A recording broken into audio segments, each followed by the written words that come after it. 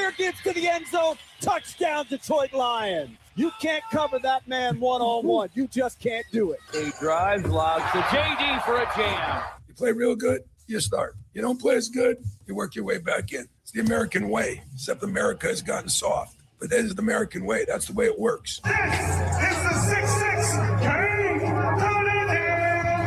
Jameson Williams, he's got it! Touchdown, Lions! Well, that was more enjoyable than Monday night, wasn't it? Never really a doubt. When you're putting up crooked numbers on a regular basis, you're scoring at every single inning. You feel pretty good about your baseball team. Welcome, everybody, on a Wednesday. Glad you're with us on X's and Bros. I'm Matt Shepard. Andy McDonald is alongside, and so are two family members. Andy, introduce. Let's say good morning. Or is Andy not there? Andy stepped away for just a moment. Sorry about that. No, I didn't have my volume up yet. Yeah. Sorry. That's one of the key things to let people know you know what you're doing. In order to do that, the right button is pushed and the volume is always That's the key. up. I usually have to do that. Yeah. No, I have my fiance here. She did not force. She wanted to see me do the show one time before she had to go back to the season with the Griffins. Then my brother-in-law, Brent, is here today because he works just down the road for Quality Air, doing stuff in air vents. So Nice. Yeah. All right, Brent, thanks for what you do. And congratulations to everybody in the McDonald family. And glad that we're just everything one went big well and you happy guys are family smiling. up here, and especially Sounds like it. especially after Sounds our like it. Tigers got the job done. Because for me that was a big deal last night. I'll tell you what, they might think differently after they leave the show with you today. The Tigers did bang out 19 hits, scored in every single inning, as I mentioned, a 2-touchdown win. Really more than 2 touchdowns. 2 touchdowns is 12. You got to add the extra point. 14-0. Kevin McGonigal, 4 hits, on base 5 times. Gleyber Torres homered twice, homered rather, and drove in 5. Eduardo Valencia homered twice and had 4 hits.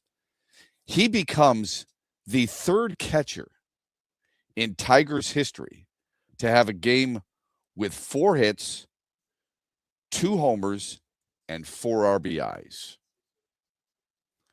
Who else has done it? Rudy York did it twice, 1937, 1938. And Dylan Dingler has done it twice this year. So the Tigers, in the history of their franchise, that started in 1901, that is an original charter member of the American League, that is seen as a staple in baseball history, had before this year, one player have that stat line at that position, Rudy York. And he did it in back-to-back years. This year, it's done 3 times. Dingler twice, Valencia once. Troy Melton was the beneficiary. He tossed 7 innings, allowed just 3 hits, struck out 5. I don't know if he's become the ace. It's Tarek Skubal, right? Is Troy Melton the 2nd best pitcher on this baseball team? I mean, with what he's doing right now, you'd think so. And what is it, 11 starts now? I started seeing him in a comparison with Shohei Ohtani last night. So 11 starts, he's 6-1. So no matter what, ERA of 1.75. Yeah, you're doing something right at that point for sure. I think, if they do end up trading Skubal this week, I think a pitcher like him is what's making people, be able to handle it a little bit easier depending on what they get back too. I would agree with that. I would also remind people when Jackson Jobe comes back, Andy is fully healthy. When he comes back, he's not going to be necessarily the same pitcher he was right away. You amp up a little bit, right? Those 2 arms, along with Framber Valdez and Cater Montero. I know he didn't pitch well Monday night. He's pitched well overall, all right? Nobody is perfect all season long. Paul Skeens wasn't perfect all year. Tarek Skubal hasn't been perfect all year. Christopher Sanchez hasn't been perfect all year. Zach Wheeler. Didn't Andy McDonald recently have a Soaring Eagle Casino and Resort sure bet the other night regarding Zach Wheeler? Yeah, I sure did. And he did not come through. But Right. Lasted just 3 innings and 67 pitches. So no one's perfect every single night. I'll take Cater Montero middle to back end of my starting rotation. I'll take Troy Melton and Jackson Jobe at the top of my rotation. 11 starts might not be a big enough sample size for most. It's probably not for me. I still think Jackson Jobe has the best stuff. We'll soon find out. It doesn't matter. It's a really good problem to have. And it just might make people a little bit more tolerable when you talk about the Skubal trade possibility. What about Casey Mize? That's another thing. You could save your money if you decided to sign Casey Mize rather than sign a massive deal for Tarik Skubal. All these things will be answered shortly. All right. Melton was fantastic. Series wrap up has Skubal getting the call and what could be his final home start as a Tiger. We know it's his final start before the trade deadline. There's a lot of people that don't want him to pitch tonight too. That's what you kind of see going around, it feels like. Yeah. I can understand that. So can I. Would you start him?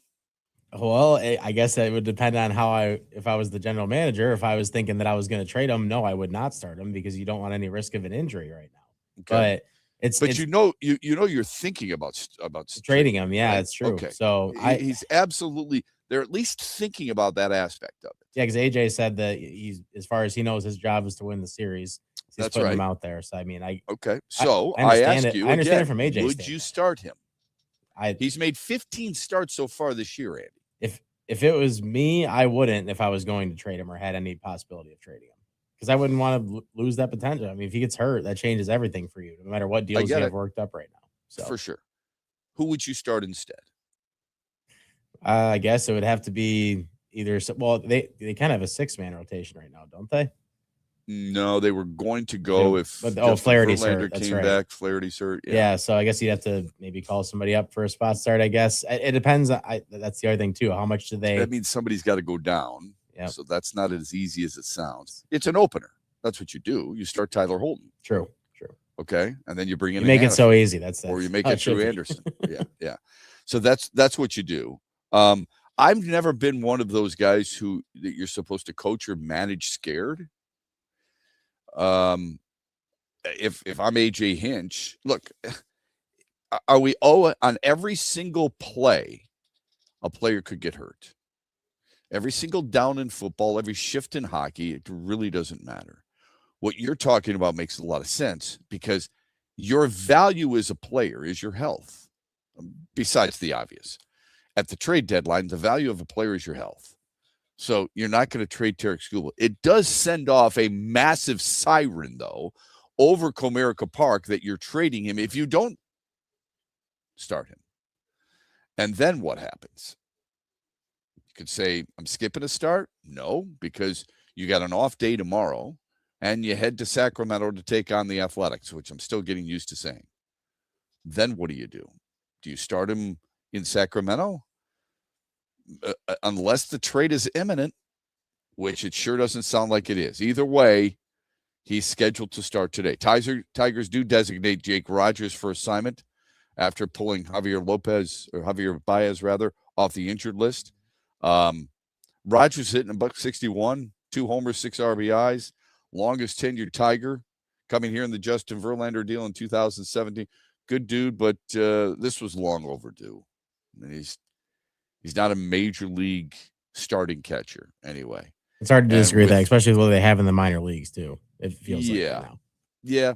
I don't know how good receivers those minor league catchers are. Lorenzo, otherwise you're not moving to first base. Valencia looks pretty damn good. He has, obviously taken the lead there. You would like to see, you talk about power. Remember, we've always talked about power from the right side. He gives you power from the right side. He had 2 bombs last night. He's got 7 home runs in a small sample size. So there's a lot of the power that you need. Lions story as they begin practice today. A name drops from the Rocket Classic. Our Mitch Lineswealth poll question of the day. And later on this morning, we have Defending the Indefensible at 7:35. And we've got Kevin Brown, a friend of ours who is the Baltimore Orioles TV play-by-play voice, joining us at 8:35 on X's and Bros, brought to you by Mitch Lineswealth.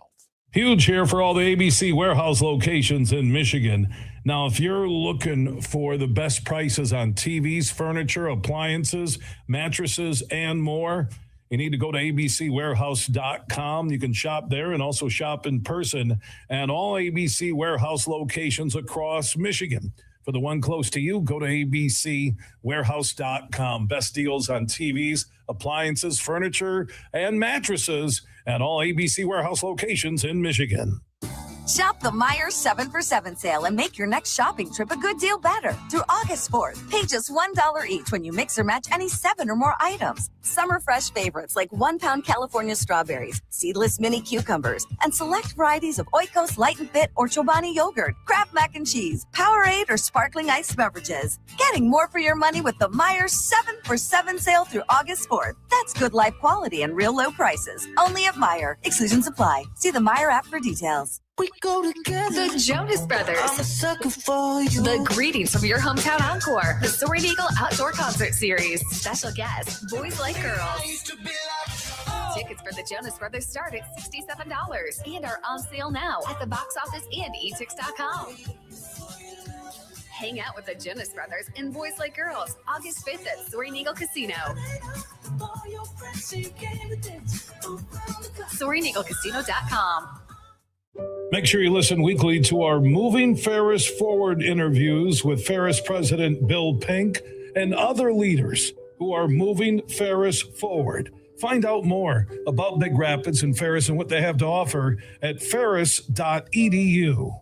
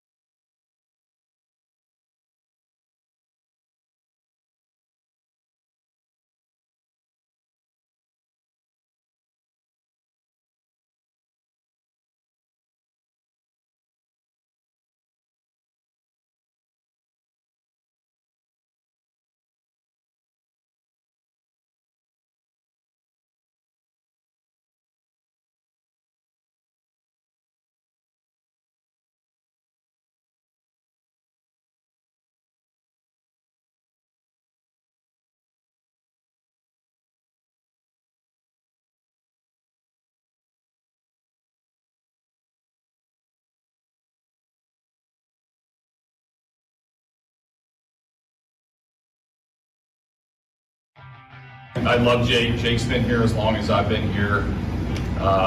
Scott and Jake and I met last night after the game and did everything from walk down memory lane to just explain the timing and how decisions get made. We've been very consistent with giving opportunity when we feel like it's earned, and obviously we love what Valencia did when he was up here.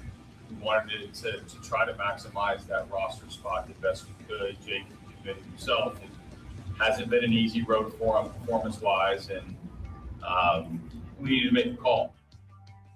AJ Hinch on Jake Rogers. It's cool that he is able to talk about a player from a personal standpoint. I don't know what else I expect from AJ Hinch or any manager. Look, he's been here a long time. We love him. Blah blah blah. Okay, great. Okay, everybody knows whether you feel like it's fair or not. This is about performance, and he just doesn't perform. And it's I think it's an easy decision. Look, let's face it.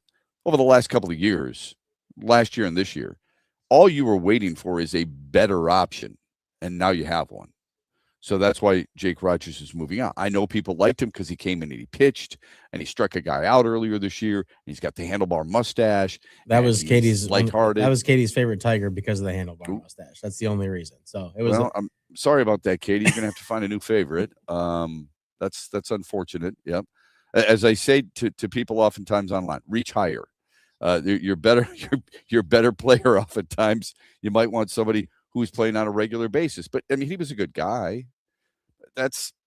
And I like players like that. But are you going to win with them?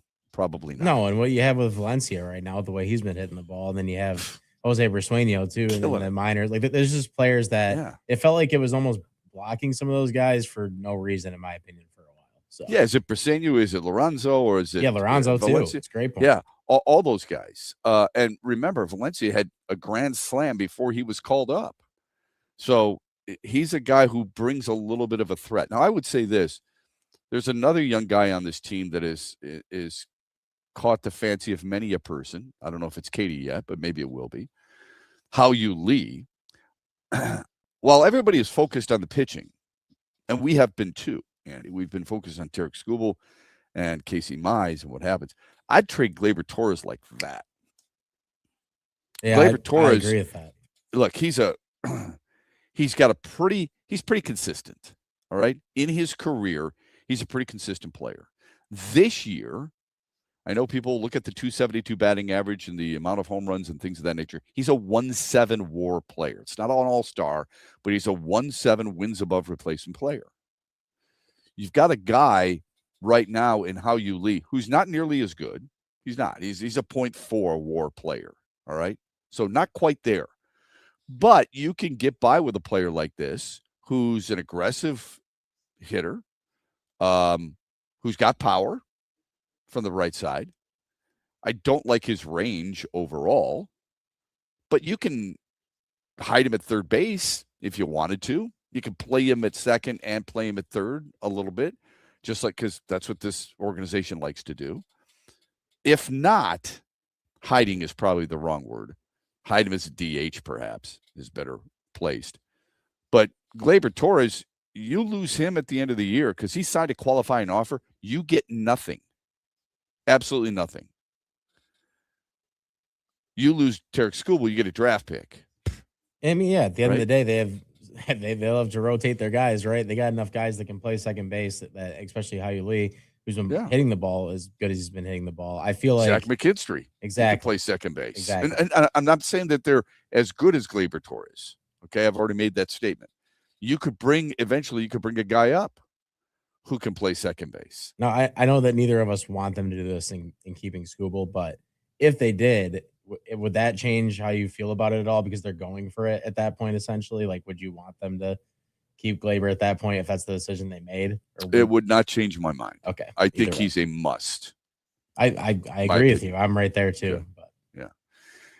I think, and I said this yesterday in an In the Den segment, the hard thing for Tigers fans right now is you don't know if you're good enough to go for it, and you don't know if you're bad enough to sell.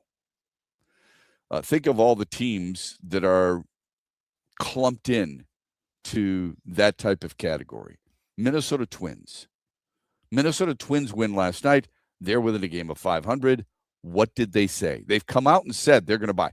Ryan Jeffers is not going to the Yankees. That means, well, at least that's the early indication. Maybe New York wows them in some type of trade opportunity. Joe Ryan's not going to get traded.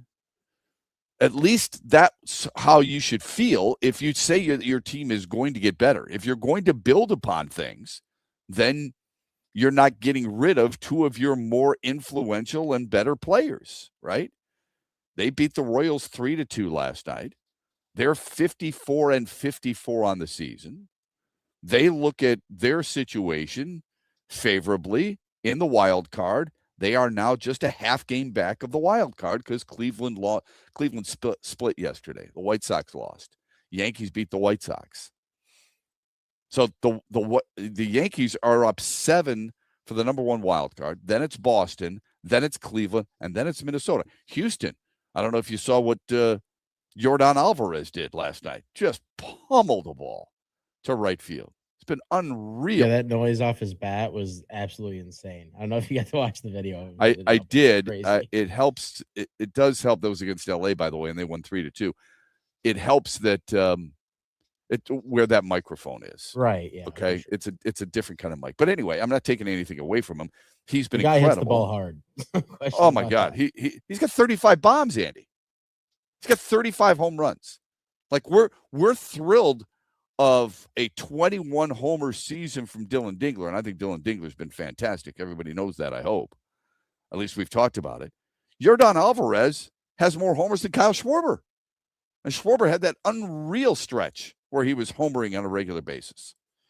If I said to you, fork to nose, who's third in all of baseball in home runs? Hunter Goodman. Who? Hunter Goodman. That's nuts. I did not from know Colorado. That. He's got 31.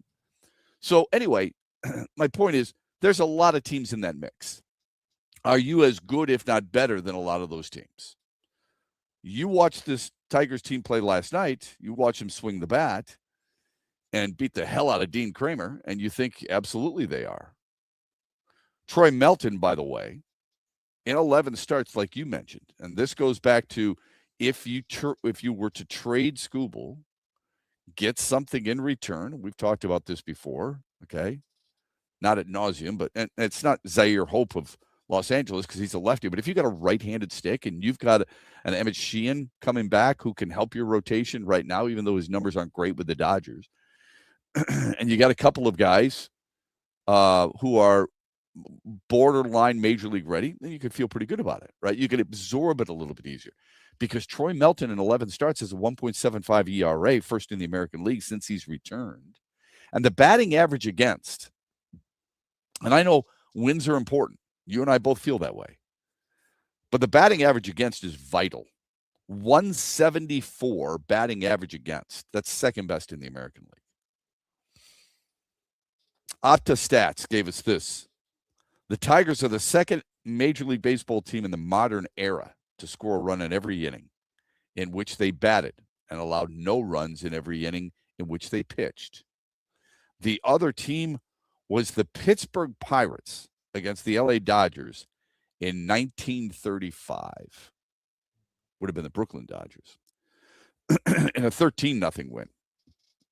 And as I mentioned earlier, Eduardo Valencia with that stat line, he's the only MLB player in modern era to bat 500 or better with 4 homers over the first 7 games of his career. The only player in the modern era to bat 500 or better with 4 homers or more in the first 7 games of his major league career. Could have been something that made it a little easier to get rid of Jake Rogers. That's for sure. I think so. Lions open practice today. Allen Park, Christian Izien and Christian Mahogany won't be in pads. Izien on the non-football illness list. Mahogany is on the non-football injury list. And Brooks Koepka has bailed on the Rocket Classic that starts tomorrow. He's been replaced by Ben Silverman. There's an interesting thing with the Rocket Classic. We'll get your thoughts on that when we come back on X's and Bros on a Wednesday morning. Huge here for the Carmody brothers and all the Buffalo Wild Wings locations in Michigan. Hey, summer's in full swing. You can watch all the Tigers games at all Buffalo Wild Wings locations. Also, the football season will be here before you know it. Lions, Michigan, Michigan State, Central, Western, Eastern, Grand Valley, Ferris, Michigan Tech, Saginaw Valley State, Northwood, and more on all the TVs all season long and all Buffalo Wild Wings in Michigan. The big shows are at Soaring Eagle. Eric Church. All you gotta do is put a drink in my hand. Friday, August 14th with special guest Ashley McBride. The Free the Machine Tour, part of the Soaring Eagle Summer Outdoor Concert Series. Tickets start at $87 and are on sale now at the box office at etix.com. Drink a little drink, smoke a little smoke. The party starts with Eric Church plus Ashley McBride, August 14th at Soaring Eagle Casino and Resort. The stock market goes up and then it goes down. It's fine while you're saving for retirement, but as you get closer to retirement, it can cause stress. Mitch Lyons here, founder of Mitch Lyons Wealth. In my NFL days, the season could be a real roller coaster and a lot of fun, but roller coasters in retirement aren't as much fun. Do world events have you wondering if your retirement is safe? Will your money last even if the stock market were to take a dive? Have you had your retirement account stress tested to see what kind of risk you're actually taking? Let's not leave your retirement to chance. Hope is not a plan. Contact the pros at Mitch Lyons Wealth today and put us to work for you. Let's ensure your plan works even if the stock market doesn't. Text PLAN, P-L-A-N, to 844-867-8335. That's PLAN to 844-867-8335. MitchLyonsWealth.com, your best game plan to protect, grow, and win retirement. Investment advisory services are offered through MLW Advisory Services, LLC, DBA Mitch Lyons Wealth, a registered investment advisor.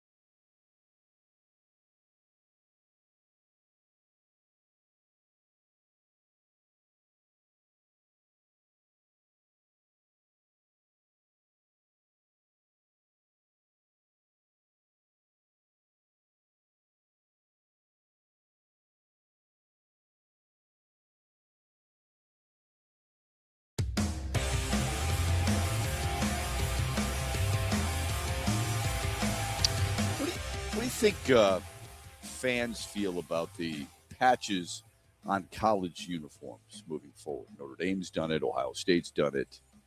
What do you think people feel about that? Like the advertisement patches? Yeah. I would say people probably don't like it. They'll get used to it, though. Of course. You're not going to stop watching the sport. Here's what's happened in sports, and I get it because I'm part of it. We can be pissed off all we want about certain things, that it's a money grab. Look at all these streaming services, Andy. I can't believe. I mean, at some point, you and Katie are going to have to buy so many streaming services. She's going to say, do you really need this many? You're going to say, yeah, it's for my job. Then we'll just write it off. Right? Yeah, sure. Of course. So you live with it because they've got you. You're not going anywhere. You do this for a living. They've got you. Fans in general can't do without their football. You can be upset that Ohio State spent $17 million on, or is earning $17 million from patches on their football uniforms and say it ruins the uniform. I don't like it. Are you upset that Meyer is on the sleeve of the Tigers? No, you're not. No, it doesn't really bug me on that jersey, though. Right. Is anybody upset that Marathon is on the sleeve of the Cleveland Guardians? No, I think you may have been early, but you're not now. You're just used to it now. The one I always think of is the priority patch for the Red Wings because people said that started their losing streak that one year. That's what people were saying. Yeah. So, but you've gotten used to it, right? So it doesn't. Yeah, as it doesn't much bug as me. it may bother you, there's nothing we can do about it. Is it a money grab? You're damn right. Is it going to get worse? For sure. It's on the helmet. It's on the jersey. It gets really old. At some point, you may look at it like it's a European hockey jersey or a soccer jersey where it's just decorated, or a NASCAR car, the hood of a NASCAR car. There's nothing you're going to be able to do about it. This is a really cool thing that's going on with the Rocket Classic. It'll be the last year of the Rocket Classic. Brooks has bowed out, which unfortunately he's one of those guys. He's a 5-time major. Of course you wanted to go see him. He's replaced by Ben Silverman, who sounds more like an actor than he does a golfer.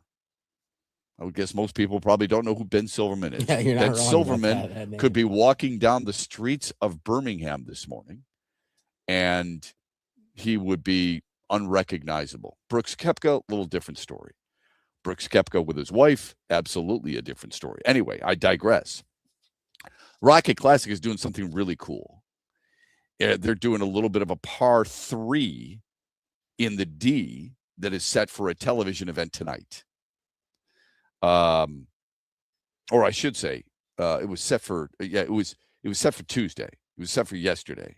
This is where 6 members of the tour who are at the event are hitting from a rooftop, a 5-story rooftop, and they hit to a green 117 yards away with a 90-foot drop. Okay? Those players were Xander Schauffele, Ricky Fowler, Cam Young, Keegan Bradley, Tony Finau, and Russell Henley. And the way they work them in is they have junior golfers finish the putt. So tell me this. What would you use from that? 117 yards away. Yeah. And it was down, and it was that far down. That's a yes. Yeah. That's a good question because sometimes like my 60, I found a way to hit it pretty good from like 80, 90 out actually. Your 60-degree wedge? Yep. So okay. Which means I'm probably not hitting it correctly, but I don't know, that's pretty good. 117 because I'd use a 50-degree. Yeah, see, I don't know. That's where I'm thinking with that drop like that. Otherwise, I mean, like my gap wedge is what I usually use from like 115 yards out. So it's hard to say. But the gap wedge is 50 degrees, right? Mm-hmm. Okay. So you were thinking about using a 60 because it's so far down, yeah, like right? that, yeah, that change, the elevation change. I think that's a really cool idea. It's not surprising that it was Mark Hollis's idea. Mark Hollis is the same guy who came up with the idea, well, athletic director of Michigan State, let's play on a naval ship. Let's play an outdoor hockey game in October at MSU with Michigan and Michigan State. He has that ability to see things that make people interested. Well, did they invite you to go up there and hit today? No, with them? they did not. Okay, No, I would no, love they to. did not. That would be must-see television for me if you were on there. But Yeah, I did do a made-for-TV event once. It was it was on an ABC affiliate in Detroit, and it was at a country club in Lake Orion near Auburn Hills, and we were trying to get a hole-in-one, from the middle of a fairway. So I did it with Jim Brandstetter and a few other TV personalities. I got it on the green, but not even close to being a hole-in-one. Kind of crazy. Here's our Mitch it's still fun though. Yeah, it's still fun. Yeah. Here's our Mitch Lyons Wealth poll question of the day. What excites you most? Opening day, first day of training camp, which is today, golf's first major, or other? Vote as often as you want at XP Mornings. We give you the results in the 8 o'clock hour tomorrow, which is also when we give you the daily wager that Andy was successful with, I believe, last night, but we'll tell you what that is in the 8 o'clock hour. Also in the 8 o'clock hour, our friend Kevin Brown. He's the Orioles TV play-by-play voice. What's it like to call a game when your team loses 14-0? That's a good question. He works with Ben McDonald. How does he view the Tigers from afar? What would he do if he were in the Tigers' shoes regarding Tarek Skubal? And does he think the Orioles are playoff worthy? We'll get to all that coming up at 8:35 here on X's and Bros. So the Skubal trade deadline continues, or the trade deadline in general continues to dominate really all of baseball. But the Tarek Skubal association with it is something that is constantly brought up. I don't care who you're listening to, if it's Mark Feinstein, if it's Buster Olney, whomever. The first thing they're talking about when it comes to the trade deadline is Tarek Skubal. We told you this was going to get really old. It has gotten really old for people. And so much so that I think there's a lot of people just saying, can we get it over with already? Jeff Passan was recently on a podcast.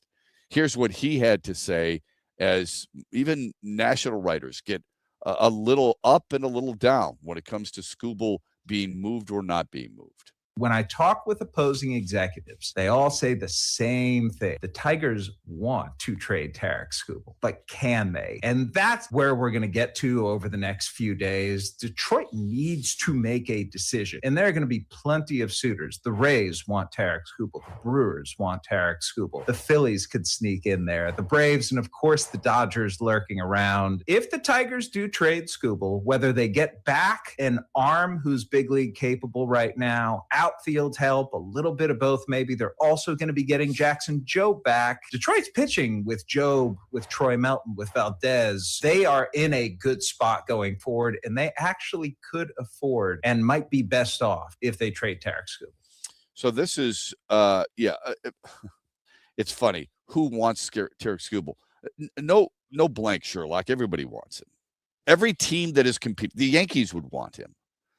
It's not whether or not you want him. It's whether or not, A, you can afford him, and B, do you have the pieces to keep the Tigers' interest?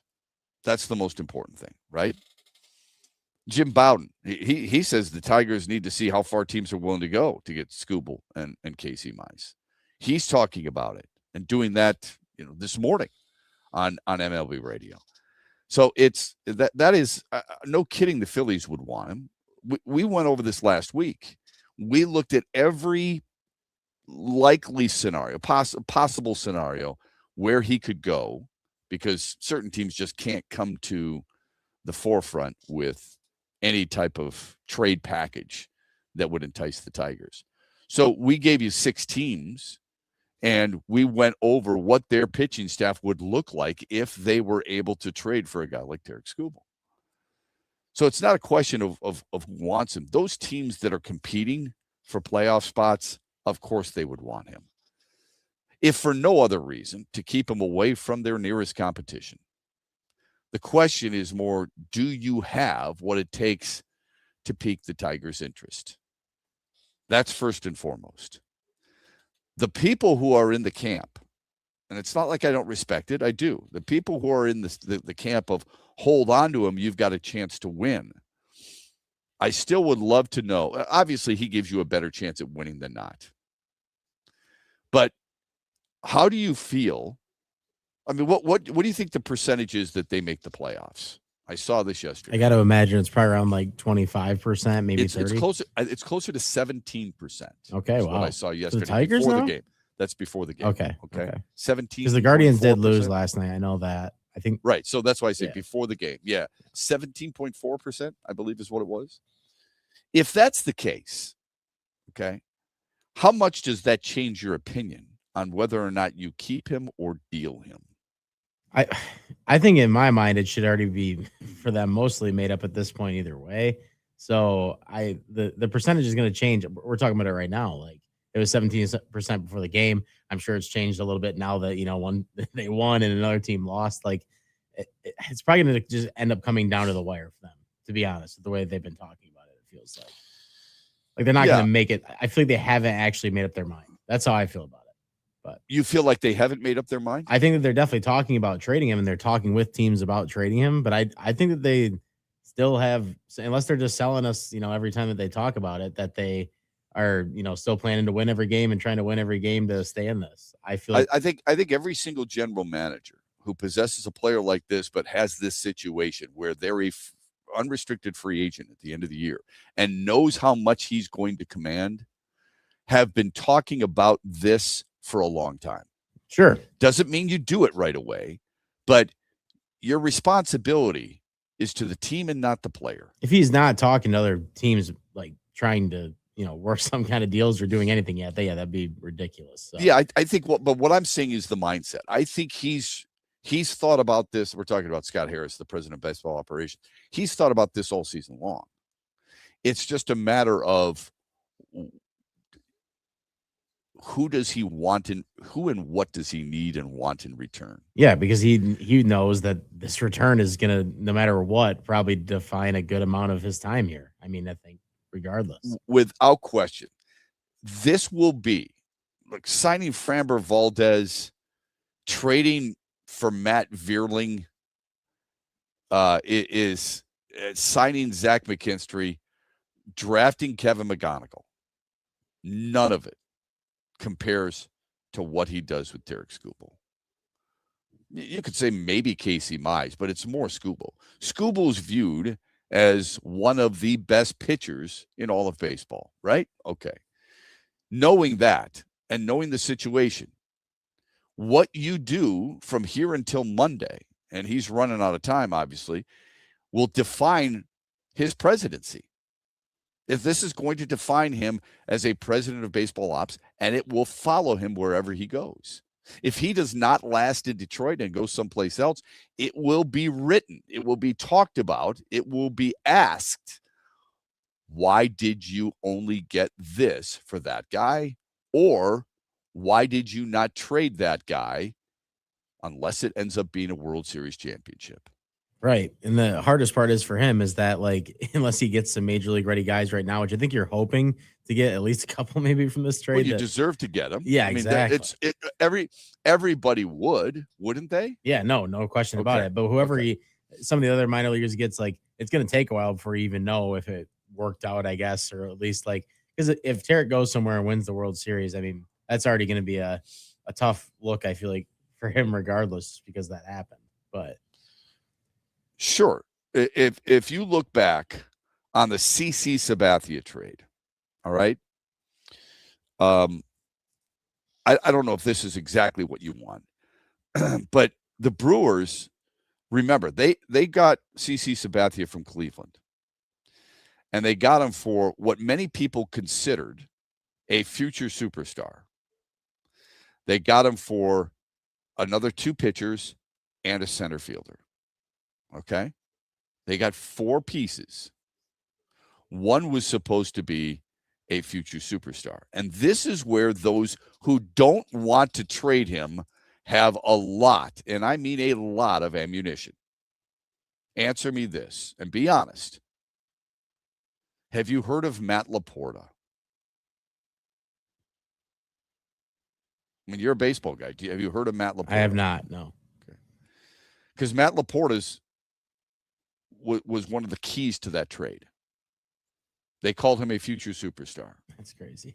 And he's played 4 years in Cleveland, but he's a career 240 hitter. Okay. Zach Jackson. Nope. So Zach Jackson is a pitcher. He's a guy who many people thought would obviously, I mean, Milwaukee or Cleveland, I should say, thought he would be a really good pitcher. He's a righty. He's a big guy. He's also no longer in that organization. Rob Bryson. Have you heard of Rob Bryson? No, these are not familiar names to me. So right. So me either. Okay. Rob Bryson was a guy who was a relief pitcher. And he was supposed to be, you know, an impactful player. Never really made it to the major leagues. And then, of course, Michael Brantley. You've heard of Michael Brantley. And Michael Brantley turned out to be a very good player for Cleveland. So Cleveland got basically Matt Laporte and Michael Brantley for CC Sabathia. But the point is, they got an established player, and they got three other players you got something they out thought of that. were going to be big. Right. And Michael Brantley was really good. He was a really good player. Yeah. Yeah. Really good player. Could the Tigers get something along those lines? That's what you'd hope, I think. Absolutely. I mean, this guy has been getting talked about like this for a long time. Like, this is like the trade chip. You know what I mean? Like, they have to get something like that, it feels like, for him. For sure. And when you looked at, sure, you can look at the misses. And I'm not talking about Katie as the misses. I'm talking about the misses in the trade, like Zach Jackson, as I mentioned, who only played 2 years in Cleveland, and then toiled in the minors. Those, you could say they went 2 for 4, maybe, but only one of them an impactful player, while CC Sabathia, very impactful. That's where the ammunition from those who say, sorry, hold on to them and make the run. The run, there's no guarantee. And there sure as hell is no guarantee on the trade package you get back. Just because you may deal him to the Dodgers, and the Dodgers have the best farm system in base, doesn't mean all those guys are going to advance. See Gavin Lux, who I thought was going to be a really good second baseman good point for years and years to come, and he's been an okay player. You don't know, unfortunately. What you do know is you have a Tarek Skubal who could help you win this division. And that's where a lot of people side on when it comes to whether this team is capable of winning the division or not, because of him.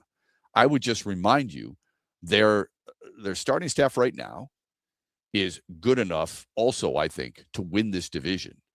You need other pieces. You need bullpen pieces, and you need a right-handed stick. If you can get that for Tarek Skubal, I'm all in. If you don't think you can get that, you've got to go out and get that and keep him. That's the dilemma Scott Harris is facing right now. We're back after this. Mitch Lyons here, founder of Mitch Lyons Wealth, where we create your best game plan to protect, grow, and win retirement. I'm here with Tiger legend Kirk Gibson, who we are proud to support and partner with on the newly opened Kirk Gibson Center for Parkinson's Wellness. Thanks, Mitch. We appreciate your support, and we are excited to have recently opened the center in Farmington Hills. It provides exercise therapy and educational programs that are helping the Parkinson's community.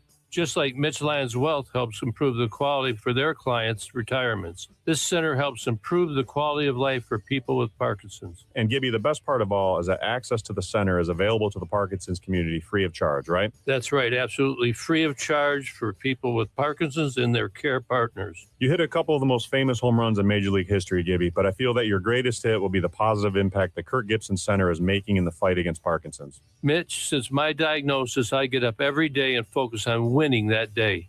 This center encourages others to do the same. Awesome, Gibby. Huge here for the Michigan High School Athletic Association. You can stay up to date on the latest from Lansing 24/7 at MHSAA.com, at MHSAA on Twitter, and MHSAA on Facebook. The latest news, press releases, and stories connected to every high school in the state of Michigan, available for you 24/7 from the Michigan High School Athletic Association.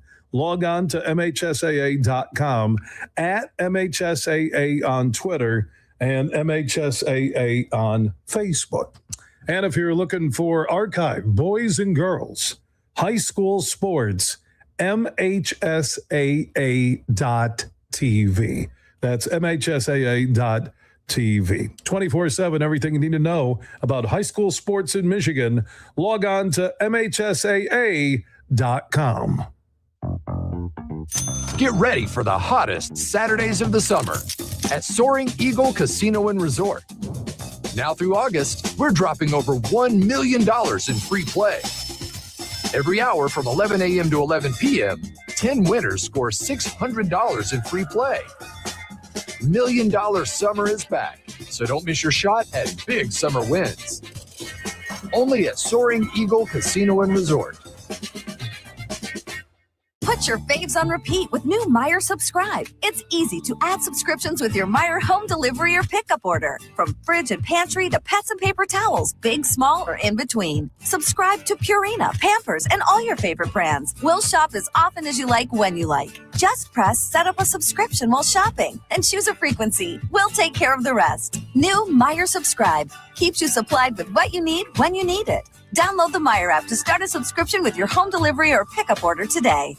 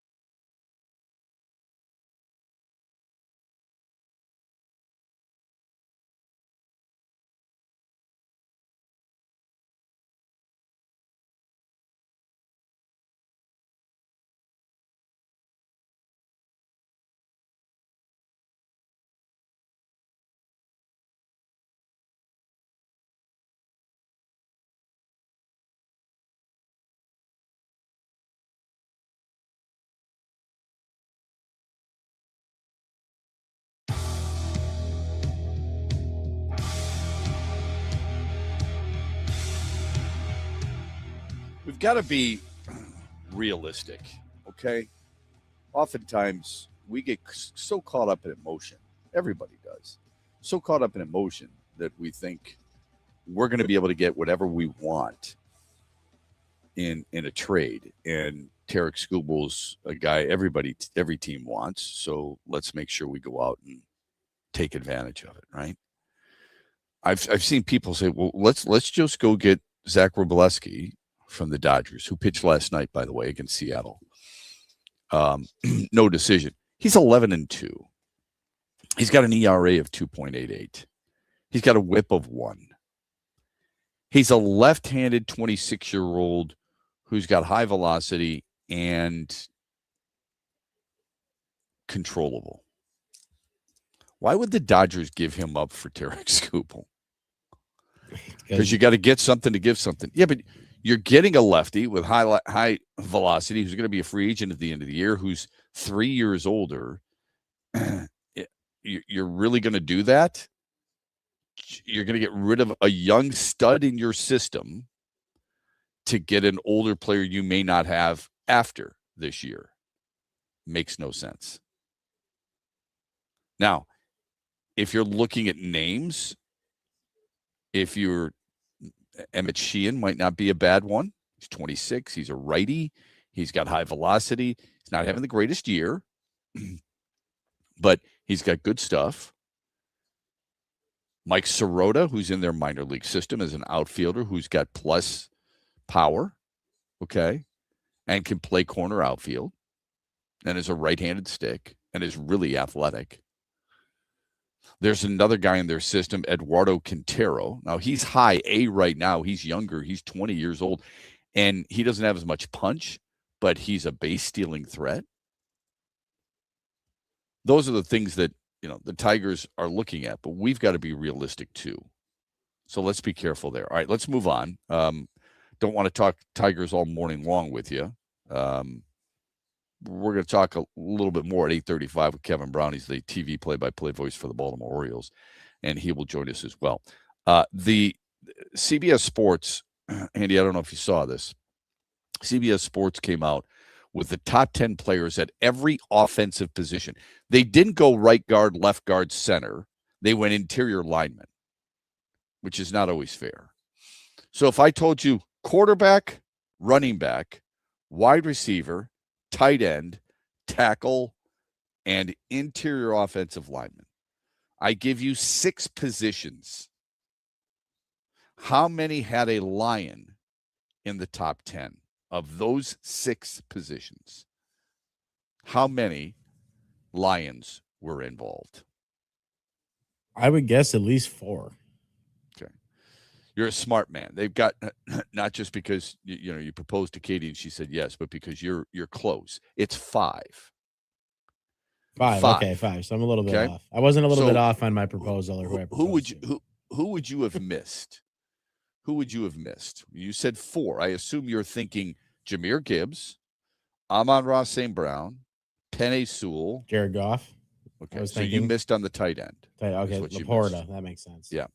So for you and I go over this on a pretty regular basis. On the quarterback stance, they've got Jared Goff at 10. He's tied with Jaden Daniels. He's behind. Get ready for it. Jordan Love. They write Goff has been nothing but consistent during his time in the Motor City with 4,400 yards passing and at least 29 touchdown passes in each of the past 4 years.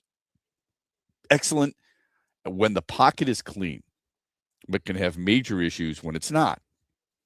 He was second in touchdown to interception ratio a year ago with 34 to 8. Well, when Jordan Love's ahead of him in a lot of these things, it just makes me wonder, am I missing something, or what's the what's the reasoning? I don't see it. So yeah, I think the same thing until a guy like Dan Orlovsky comes out and praises him, and I respect Dan Orlovsky's knowledge a great deal. Here's my problem. When you write he's really good when the pocket is clean, can you give me the quarterbacks who are really good when the pocket isn't clean? That's what I want to know. For me, I'm not being a smartass here. For I mean, me, I want to know. People would probably say like Lamar Jackson, Josh Allen, Patrick Mahomes, I guess. Because People they can get away outside. From it. Yes. They can get outside the pocket. Yes. But I said when the pocket is clean. In other words, you're staying in the pocket. Oh, yeah. Okay. So you're saying like what quarterback isn't good? Yeah, I don't think there's a lot of quarterbacks who are all that talented when the pocket is breaking down. Right. You got to get rid of it quickly. I think he does for the most part. I don't know. I maybe I'm overthinking it. Here's who they have 1, 2, 3. Josh Allen 1, Patrick Mahomes 2, Matthew Stafford 3, Joe Burrow 4, and Lamar Jackson 5. Okay. There's your quarterbacks. Jackson 5 at the end. Cue the Michael Jackson song. Anyway, running backs. I don't have that one ready to go, but I know. I did figure. That's all right. I threw you a loop there. Running backs. Where's Jahmyr Gibbs? I would say 2. He's 2 behind Bijan Robinson. I have no issue with that at all. I have a problem with Jared Goff being tied for 10th. I think he should probably be closer to 8th. Yeah, I'm not putting him too high up there, but yeah, I would. Yeah. I'd be around there too. Yep. I'd put him ahead of Justin Herbert. Yeah, for sure. I'd put him ahead of Jordan Love. I'd have him maybe tied for 7th with Dak Prescott. If you want to take the 5 guys I mentioned and then Drake May, put him ahead of Jared Goff, I suppose. Drake May's a little younger. He's a little more mobile. He's already got a team to a Super Bowl. That's pretty impressive in year 2. Yeah, okay, I can live with that. But I don't think he should be any lower than tied for 7th with Dak Prescott. Jahmyr Gibbs is placed properly. They write Gibbs' leap to season includes 3,768 yards from scrimmage, 38 touchdowns over the past 2 years, and that's with sharing time. Gibbs is in line for the biggest workload of his career. His game-breaking abilities are second to none. And I would agree with that. And here's why. You play fantasy football, Andy. So do I. A lot of our listeners play fantasy football. Yeah, I mean that seems to be the main draw for the NFL, really. Yeah, I mean it's one of them. It's brilliant. People love it. Yeah.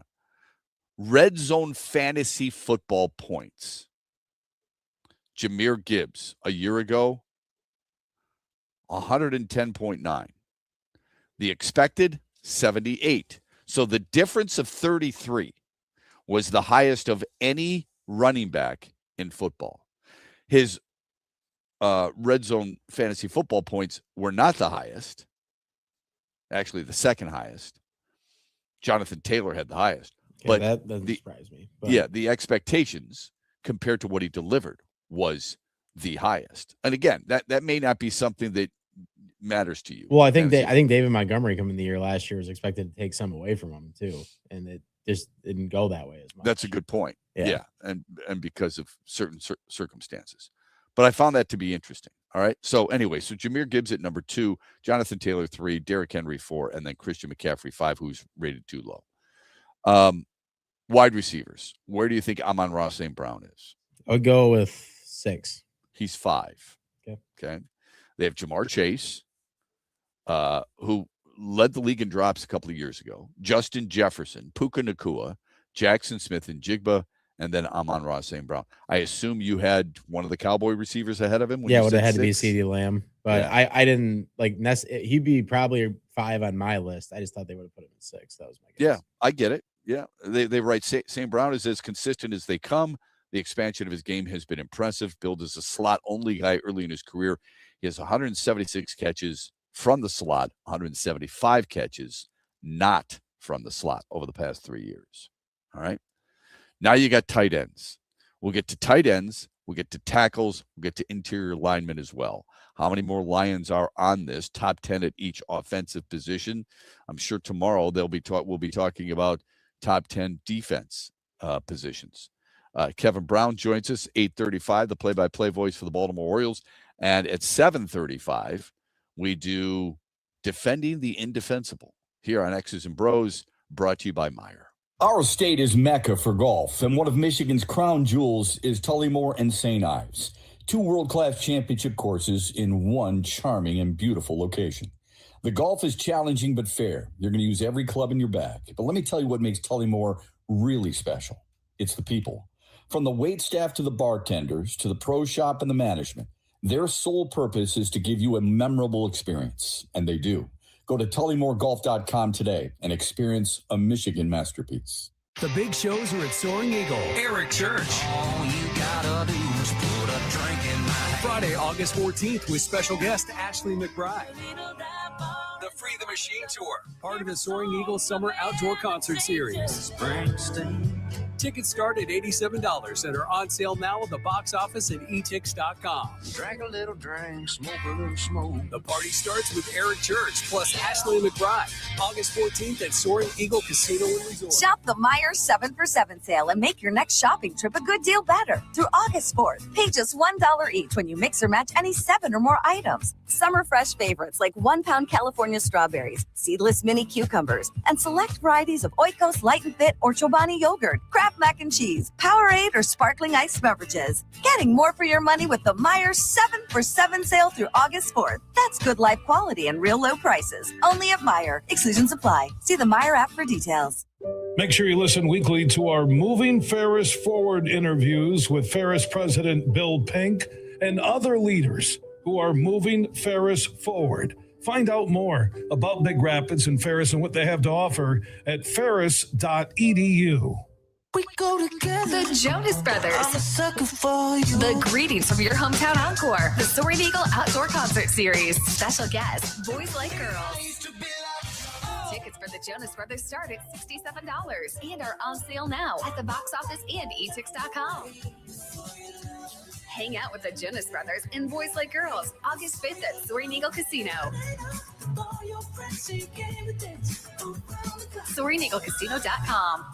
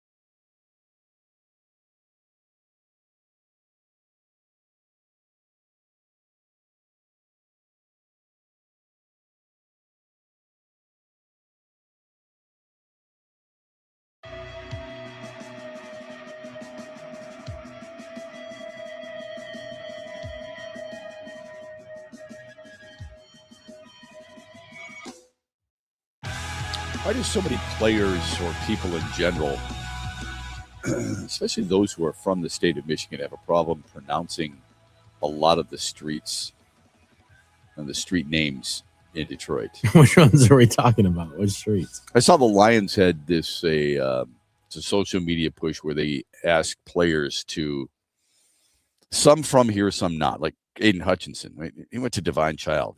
He played at the University of Michigan. How do you not know how to say Caju? How do you not know how to say Gratiot? That makes no sense to I know me. how to say Gratiot. I'm not even from Detroit. Right. And they'll look at the word and they say Gratiot. And okay, I understand why Christian Mahogany might say that, right? But not Aiden Hutchinson. Anyway, it's just something that popped into my head. Welcome back, X's and Bros, Monday through Friday, 6 until 9. We're brought to you this hour by Meyer, 735. It's defending the indefensible. I give Andy a statement. He's got to defend it. He does the same for I'm me. excited to have to try to do this. That's for sure. It's not easy. It's a fun game. In full transparency, I used to play this a long time ago at a radio station I used to work for, and it was fun. Sometimes you get people thinking you're being serious about it, but it forces you to think differently is what I like most about it. All right, CBS Sports, I had mentioned just prior to the break, and we'll get to a text here in a moment. Just prior to the break, the Lions being involved in some of the top 10 positions on offense at each position. Jared Goff was posted as the 10th best quarterback. I think it's too low. Jahmyr Gibbs, number 2. And he's reported to camp. Perhaps, just perhaps, he might be looking at a new contract. Can't say that I would necessarily do that if I were in charge. You got him for another 2 years under contract. That's what I would let him play that out, but that's just me. Amon-Ra St. Brown was 5th among wide receivers. Tight ends. Do you think Sam Laporta is in the top 10? And if so, where? Well, he is in the top 10. I think he probably at tight end, just because it's not the strongest. Maybe he's like 5. It's close. They got him at 6. And here's what they write. Laporta's impact isn't in just his own numbers, which are considerable, but in his team's numbers. Lions offense declined last year with Laporta injured. He's a strong blocker and a good receiver who can win downfield. All obviously very true. Herniated discs. Got to be very careful when you say that. Herniated discs scare me for long term. Back injuries scare me for any football player. Here's the surprise. I have an athletic trainer in studio right now, and she says that is definitely scary. That's not one that you want to be dealing with. That's good. For sure. I appreciate that professional backup because I've always felt that way. Knee injuries, believe it or not, knee injuries, it's not that I'm comfortable with them. It's not my knee, but those have been proven to be, you can overcome them. Arm injuries in baseball, been proven you can overcome. Achilles injuries scare the hell out of me. Back injuries scare the hell out of me. Obviously, concussions. Yeah, it's totally fair for sure. Yeah, okay. I mean, especially Achilles. Yeah, I mean, so the long term. Ask this of Katie, and she can jump on the mic if she wants. What's the scariest part from a trainer standpoint of an Achilles injury? Why should that scare us more than anything else? She says the risk of re-injury is so high. That's why. Okay, good. So I appreciate that. She did not want to jump on the mic. She didn't want to jump on the mic. Yeah. She's been interviewed before. Brock Bowers is number 1. Trey McBride is number 2. Considering last year what McBride did is a little surprising. Okay. Record-breaking season. Tucker Kraft, who missed most, if not all of last year, is at number 3, which tells you they liked him better than Sam Laporta overall. Sam Laporta missed most of last season. He still played 8 games. George Kittle 4. Makes sense. Colston Loveland at 5. Now, I liked Loveland coming out of Michigan. I thought he was an absolute stud of a tight end. I think he's a good blocker. I think he's fast. I think he's got great hands. He runs really good routes. You flex him out there, he is an absolute matchup nightmare. 1 year compared to what Sam Laporta has done in his career might be just a little bit ahead of themselves, putting him ahead of Sam Laporta. Then it's Tyler Warren. Remember, the Bears got a lot of flack last year for taking Colston Loveland ahead of Tyler Warren. Kyle Pitts is 8, Harold Fannin 9, Travis Kelce 10, and then they've got also receiving votes. Offensive tackles, Penei Sewell is involved. He's number 1. It's not a surprise. I know people have texted us before and said even he admitted it was he didn't do enough or he wasn't very good. He still was number 1 amongst tackles in just about every category you want to look at. He's the standard bearer at the position. If not the standard bearer, he's one of them. Okay. The Lions are so confident they write in his abilities that they're switching him from right tackle to left tackle after splitting with Taylor Decker, which, by the way, is still a little surprising to me that Taylor Decker has not signed with anybody. They've got him ahead of Tristan Wirfs, Iowa, Trent Williams, Garrett Bowles, and then Joe Alt. And considering how much time Joe Alt missed last year, maybe a little surprising. Garrett Bowles, the thing I would remind you is this, and I think he's a really good player. He came out of Boise State. He's a left tackle for Denver. If Denver was good in his early part of his career, he would have been talked about a hell of a lot more. I think he's an underrated player. Most pass blocks played without allowing a sack last year. Garrett Bowles, 802. When fans and members of the media talk about great tackles, Trent Williams, obviously, he's going to be a Hall of Famer. Penei Sewell, obviously, because he's, like I said, the standard bearer. They do bring up Tristan Wirfs. Rarely do you hear Garrett Bowles. And considering how well he did. Oh, Bowles went to Utah, I guess. Okay, I said Boise State. My apologies. I knew it was somewhere out there. But considering what he's done in his career, I'm surprised he's not held in higher regard. Joe Alt at 5 is pretty early. Lane Johnson is at 9. Remember, he's the same guy who had the statistics put up in his locker between him and Penei Sewell. All right, interior offensive linemen. There are no Lions. It's Creed Humphrey with Kansas City. It's Quentin Nelson with 2. It's at 2. Quentin Nelson of the Indianapolis Colts. He's an outstanding player. Quinn Menares with Denver. Joe Tooney, and then Tyler Smith. I looked down there. Tyler Linderbaum is a little bit later on. I looked down and I thought just maybe there's a player who might be in the also receiving votes. Like Zach Frazier, who was a guy I wanted out of West Virginia, went in the second round of Pittsburgh a couple of years ago. The center. That's who I wanted. He's in there. There's no Lion from the interior offensive line, unfortunately. But not surprising, in all honesty. I mean, if you think about it, who's the name you're going to use? Who would also receive votes? Cade Mays. Not good enough among all the offensive linemen in the National Football League to get that type of recognition. When we come back, defending the indefensible. We give you a topic. You have to defend it. That plus some text as well. 8:35, Kevin Brown, Orioles TV play-by-play voice, joins us here on X's and Bros on a Wednesday morning. The Mitch Lyons Wealth Poll question, what excites you most? Opening day, first day of training camp, golf's first major, or other? Vote as often as you want at XB Mornings.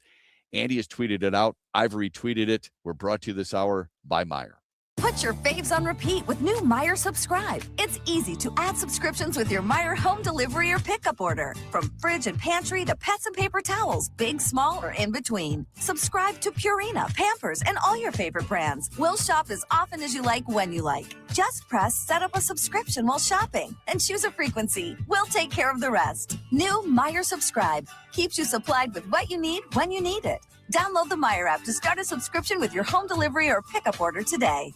Coming up later today at 3 on The Huge Show on the Michigan Sports Network, I'll deliver huge opinions on everything you're talking about. The Freddie the Pizza Man Foundation is dedicated to providing support to families and Michigan schools touched by autism. We invite you to join us in supporting these families and schools by making a donation at freddythepizzaman.com. With your donation, you can help provide essential resources that can make a real impact. Visit freddythepizzaman.com to make a donation and to learn more about the foundation's mission. That's FREDI thepizzaman.com. Together, we can make a difference. Huge here for my good friend Josh Garvey and the team at Dorn Mayhew, West Michigan. One of the world's top accounting, CPA, and business firms. Their worldwide headquarters are in Troy, Michigan, on the east side of the state. And Josh and his team connect with all the sports fans and businesses across Michigan.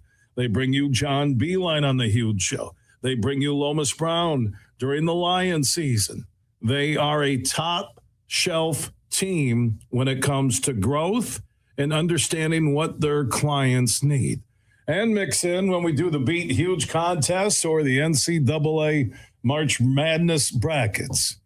Thank you, Josh Garvey, for what you do for the Huge Show and the Michigan Sports Network. Simple and easy. Just find Dorn Mayhew on all the social networks or just Google Dorn Mayhew and find out how they can help your business. And again, a special thanks to Josh Garvey and the Dorn Mayhew team in West Michigan.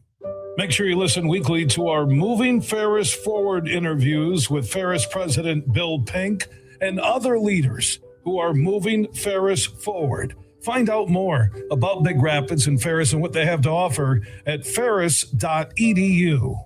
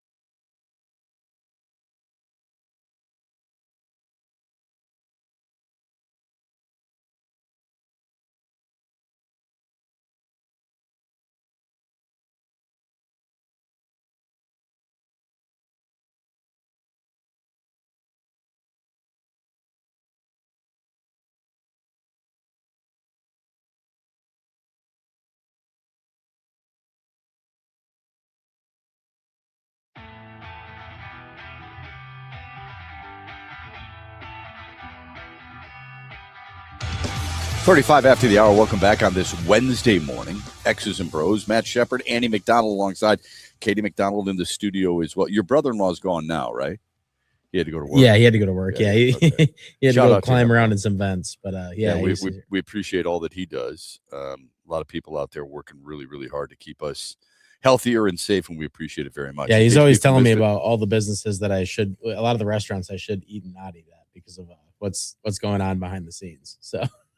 Oh, well, that's good to know. Yeah, exactly. You might want to share that with us. It would be nice if I hope he's listening. I hope he listens. He said he was going to try to listen to this segment, so he probably is. He's not a bad golfer either. He usually beats me, so it's pretty unfortunate to be related to somebody that's better. It's not the greatest compliment to say he's not a bad golfer. If you say he's a good golfer, he's a good golfer. That's a little bit better. I just didn't want to say good.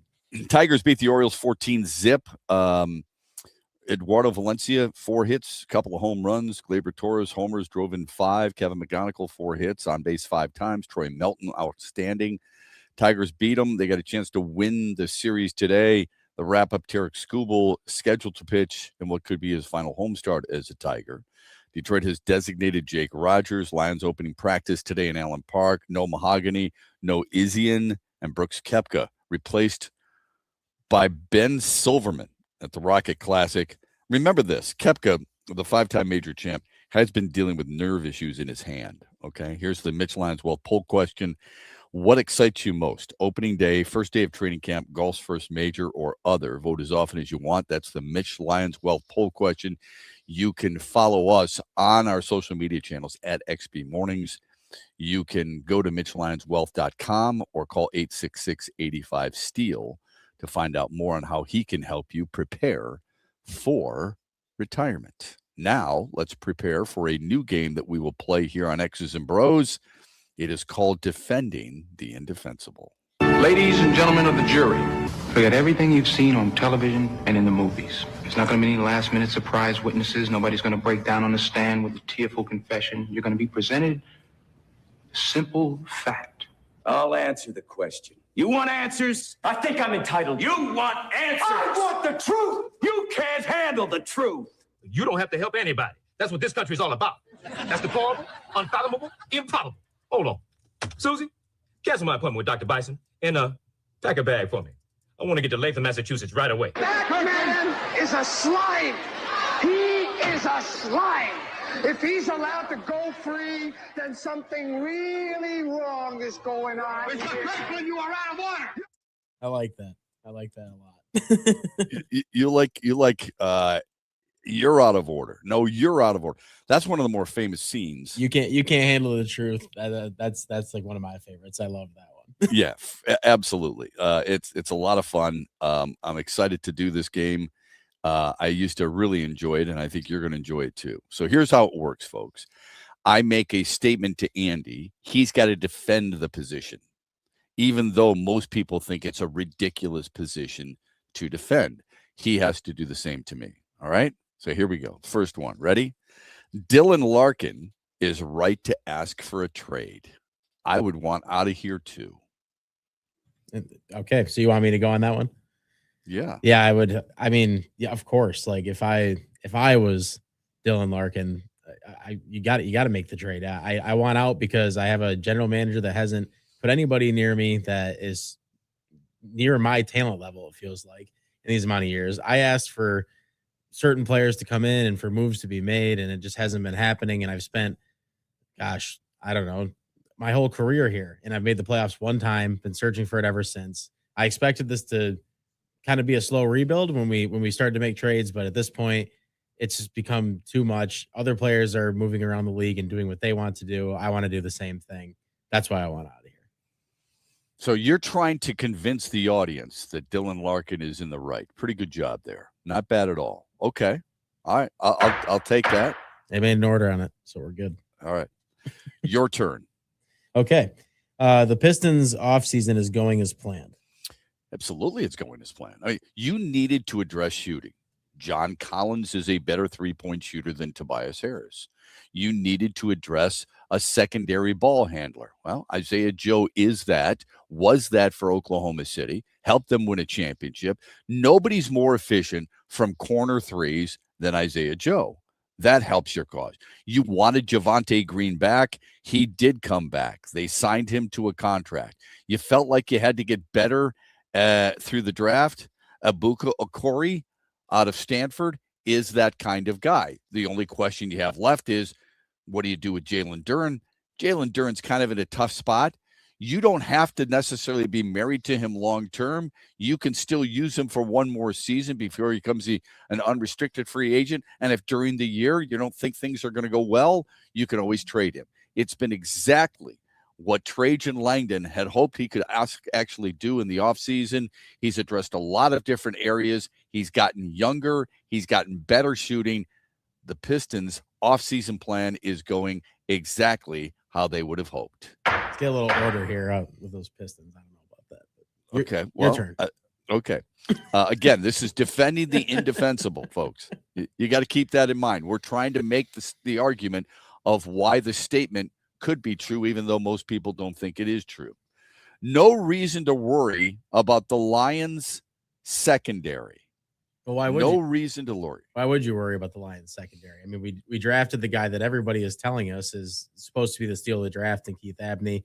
He's going to take over and make an easy fix for us that we don't have to go out and sign anybody. This is the guy we got in the draft, and we're going to have him for quite a while now. Obviously, we understand the concerns about Brian Branch and Kirby Joseph and all, and some of the stuff he's been putting on social media, which didn't help his defense necessarily. But we believe that Brian Branch will be back at some point this season, and Kirby Joseph is working his way toward getting back. When those two guys are back, we have easy answers for what we already know are good players based off their track record. And on the other side, we still have a veteran that we like a lot. Obviously, losing Terrion Arnold is not how we planned for it to go, but did he really show us anything in the past couple seasons that was going to jump off the page, or he was going to be a standout lockdown corner? We were still working to figure that out anyway, and we don't want that kind of problem in our organization at this point anyway. So we're willing to move on from that. I think our secondary with our draft picks and who we will have coming back from injury at some point this year will make it all okay. Who starts at safety then? That's it's a good question. Yeah. One is that it Chuck Clark? That I have a tough time defending. That's for sure. Right. Is it Chuck Clark? Again, reminding folks there. Avante Maddox, reminding people this is defending the indefensible. You should be worried. Everybody knows that. Andy's point was he's trying to convince you the other way. Christian Izzian, who's a guy who's started games in the National Football League. All right. He's been a starter for various teams, and he knows what he's doing. He's hurt. That's the concern I think a lot of people have too moving forward. Okay, last one. Yeah, last one here. I think a lot of people want to know this. The Tigers need to stand pat. The Tigers need to stand pat because Tarek Skubal is a guy who can help you get you the division. Casey Mize, when right, is one of the best number twos in the division. This division is completely wide open, and Gleyber Torres is a very consistent on-base percentage performer. His on-base percentage is .387 so far this year. And if you look at the American League and you see how many teams truly have hopes, realistic hopes of making the playoffs, it's with the Yankees and the Red Sox and the Guardians and the Twins, the Astros, the Mariners, the Orioles, and the Tigers. 8 teams, but the Tigers are one of those teams. So if what you're going to do is tell your fan base, we've spent a lot of money here, we think we're good enough to win, if not the division, at least a wild card spot, all you have to be better than is right now the Cleveland Guardians. Now you got to leapfrog certain teams. You don't think Minnesota's as good as you are. You've proven that you're better than Houston.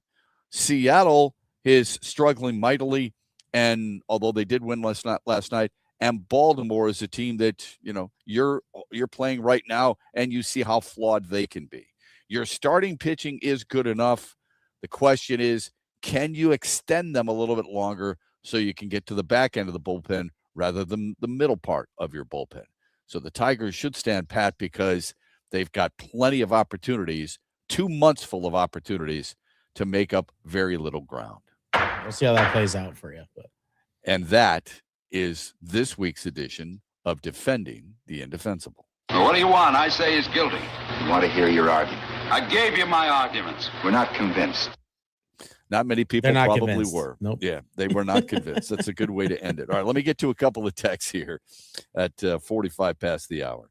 Let's see. Jake Rogers was obviously an unpopular DFA to the team and some fans. My guess is DFAing him rattles the clubhouse more than sending Outman packing, thinking it can lead to a spark to the team offensively, saying anyone is expendable. I think this is strictly based on performance. And, you know, it does, the texter brings up a very interesting point. It's a fine balance for general managers. Like, whether you, watching the movies doesn't help you with this, but general managers aren't walking through that clubhouse every single day. All right. They'll go in and they'll talk to the manager every once, but they're not walking through the clubhouse every day. They're not sitting down and talking to every single player. Hey, Drew, listen, nice job last night. Keep it going. Hey, Drew Summers, rough one last night. Don't worry about it. Doesn't happen very often. You had gone 4 straight games without allowing a run. We know how good you can be. They're not there for pep talks. All right. But Jake Rogers, as popular as he may be, was not good enough. And everybody would see that, okay? As much as you may like him, and he was a finalist for a Gold Glove award a couple of years ago, offensively, he is greatly lacking. If I said to you, blindfold now, your catcher is going to hit a career-high 239. That was in 2021, okay? And that was in 38 games. Over the last few years, he has hit 221, 197, 187, 161. His career batting average is 197. His career on base percentage is 270. His career slug is 379. I want you to think about that for a minute. 379. It's probably an unfair comparison because it's a very small sample size. Hao Yu Lee's only been in the show for 66 games, and he's got a slug of 440. So he may have been liked. There's a lot of guys who've been liked in the past, and you've had to move on from them. That's not the front office trying to tell everybody else, get it in gear, everybody. Eduardo Valencia was hitting well before last night as well. Yeah, exactly. Dylan Dingler's been hitting well all season long. I mean, Kevin Dylan McGonagall's been hitting pretty well all season long. Gleyber Torres has been pretty consistent when he's healthy. Riley Green's been consistent.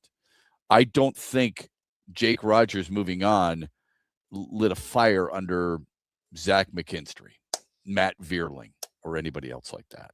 Yeah, no, I mean, he didn't get to have the consistent at-bats that he had when he was starting. I mean, obviously, Dingler just became the better catcher, but at this point, it feels like in the role, at least that he was in, and probably anyway, you were kind of getting out of Jake what you were going to get out of Jake Rogers. I don't think you were going to get anything else. But. I mean, at some point, you are who you are. Yeah, exactly. Okay. How long does it take for you to recognize that? Fans differently than people in the front office. Right. It doesn't mean you're always right, by the way. Okay. Because there are people there are teams that have given up on certain players and they wish they had, at least at times, those players back. 100%. Okay? Yeah, you see it all the time. So, yeah, if you look at a guy like Mickey Moniak was a highly thought of player. All right. He was the first overall pick in 2016. He's taken ahead of Mike Trout. He's a guy who had that label. He's the 1-1. And in Philadelphia, what did he do? He hit 214 one year. He hit 91 another year. He hit 194, and he was awful. Or 130, excuse me. He goes to L.A. The Angels, at one point, he hit 280. Not bad. Now he's in Colorado. Last year, he hit 270. This year, he's hitting 280. Could Philadelphia use a player like that? I think a lot of teams could use a player who gets on base about 33% of the time and hits about 280. Not a lot of power, but it doesn't matter. He had 24 homers last year. He's got 17 this year. Some of that might be Colorado. I don't know how many are at home, how many are on the road. Some of that might be just with the thin air of Colorado. My point is, a lot of teams give up. Maybe Jake Rogers goes someplace and excels. He doesn't have that swing where he's going to produce a high on base or a high average. He might have a little bit of power. He might be a veteran presence for a young catcher moving forward. Most home runs he hit was 21. He had 21 bombs in 2023. Some team might look at that and say it's worth a shot, but I don't think so. Via text, Shep, Lane Johnson is a stud and first ballot Hall of Famer. 9 is ridiculous. Amen to that. You're 100% right. Lane Johnson being the 9th rated tackle is ridiculous. And he should be much higher than that. I don't know where this is in reference to the CBS Sports ranking the top 10. Gibbs, at number 2 for the running backs, 100%. I get that. I have no problem with Bijan Robinson, but I would say this. Something we're going to watch during camp this year. We said this during spring training with Tarek Skubal in the contract situation.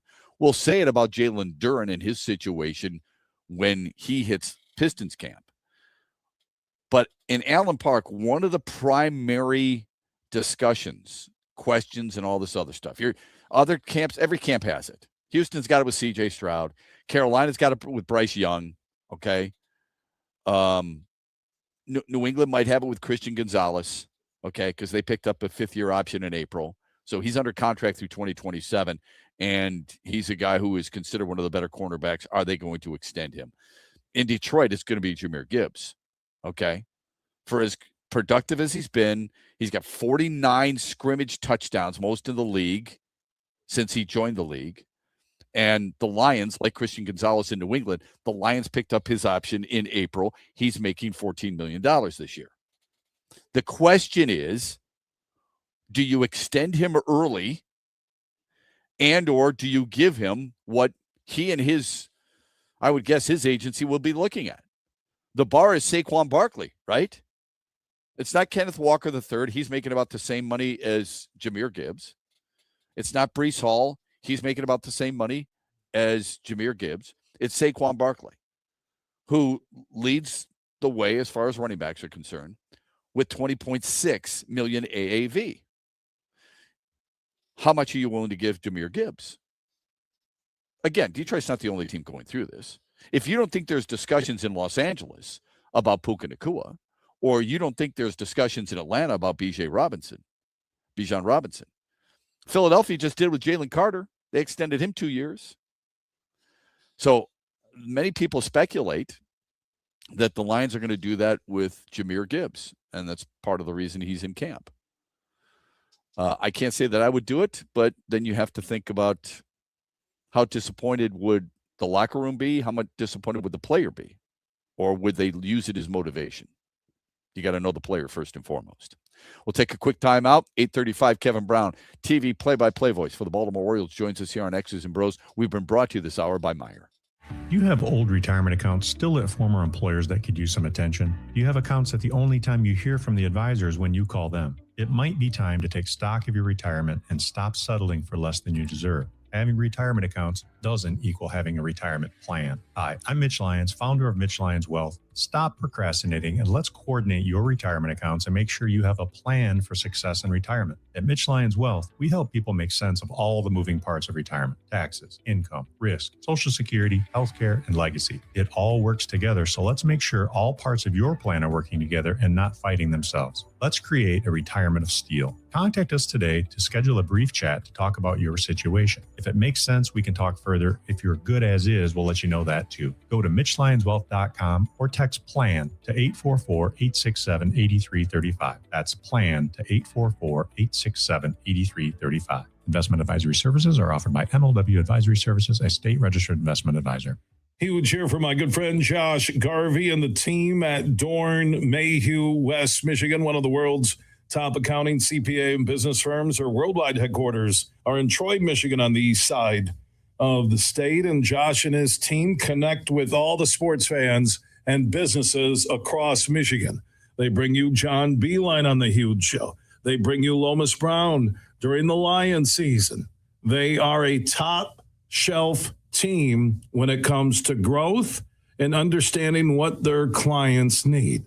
And mix in when we do the Beat Huge contests or the NCAA March Madness brackets. Thank you, Josh Garvey, for what you do for The Huge Show and the Michigan Sports Network. Simple and easy. Just find Doran Mayhew on all the social networks or just Google Doran Mayhew and find out how they can help your business. And again, a special thanks to Josh Garvey and the Doran Mayhew team in West Michigan. The big shows are at Soaring Eagle. Eric Church. All you gotta do is put a drink in my hand. Friday, August 14th with special guest Ashley McBride. The Free the Machine Tour, part of the Soaring Eagle Summer Outdoor Concert Series. Tickets start at $87 and are on sale now at the box office and etix.com. Drink a little drink, smoke a little smoke. The party starts with Eric Church plus Ashley McBride, August 14th at Soaring Eagle Casino and Resort. Put your faves on repeat with new Meijer Subscribe. It's easy to add subscriptions with your Meijer home delivery or pickup order. From fridge and pantry to pets and paper towels, big, small, or in between. Subscribe to Purina, Pampers, and all your favorite brands. We'll shop as often as you like when you like. Just press set up a subscription while shopping and choose a frequency. We'll take care of the rest. New Meijer Subscribe keeps you supplied with what you need when you need it. Download the Meijer app to start a subscription with your home delivery or pickup order today.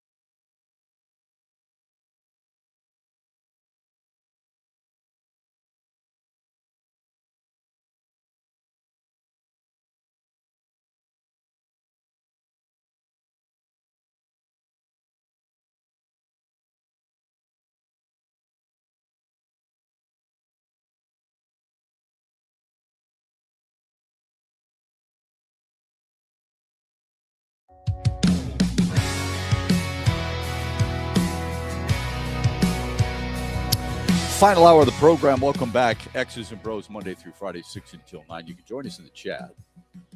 We stream live on YouTube, on X, and on Facebook. We are on the air throughout the great state of Michigan. Cadillac, WKAD, the Ticket 93.7 FM. What's going on? Grand Rapids, Kalamazoo, Holland. We got you covered on WMAX 96.1 FM, The Game. We're up in Petoskey and Charlevoix, WMBN 104.7 FM, The Ticket, Northern Michigan, Traverse City, WKAD 93.7 FM, The Ticket. Love those areas. Go up there, enjoy yourself. Awesome stuff. There's a lot of beautiful parts of our state. Those areas right there, Petoskey and Charlevoix and Traverse City, among the finest in the Midwest, if I dare say so myself, maybe in the country. And in Lansing, WVFN AM, 7:30 a.m., The Game. They're getting ready. Pat Fitzgerald talks today at Big Ten Media Day, I believe at 12:45. His first Big Ten Media Day as a Spartan head coach, not as a Big Ten coach, because, of course, he was at Northwestern. So that'll be interesting. You know, that's a team not a lot of people are expecting much of. And I think he's a really good football coach. The talent, we'll have to wait and see. But don't be too surprised if they stun you during the year at one point or another. Three of the Michigan opponents, Iowa, Penn State, Rutgers, took the stage yesterday at Big Ten Media Days. And one of the more interesting things that was said was Matt Campbell almost winding up in the state of Michigan. Didn't say at Michigan, but in the state of Michigan. So that to me was pretty fascinating. I don't like you get media days. What is said? How much is said? Unless you have a Deshaun Foster moment when he was at UCLA. Oh my God! I mean, he's trying to describe where UCLA is. I think people know. Thank you, Deshaun. We appreciate it. Lincoln Riley saying that he's a better coach now than he was at Oklahoma. Understands things. And I did find it funny, too. I read where he says, look, we just play the schedule they give us. Coaches are involved in the schedule, you know. That's an important thing to remember. Anyway, just a quick little aside there for some of the things that are taking place. Big Ten football. Folks, it's not going to be long, man. It's going to be a lot of fun. It's going to be a ton of fun as football creeps closer and closer. At what point does you've been so focused on baseball for so long, at what point does your focus, not that you're forgetting baseball, but your focus shift to football? It's kind of like our Mitch Lyons-Well poll question of the day. We ask you, what excites you most? Opening day for baseball season. That's a tradition in Detroit. First day of training camp. If your team's really good, are you not super pumped?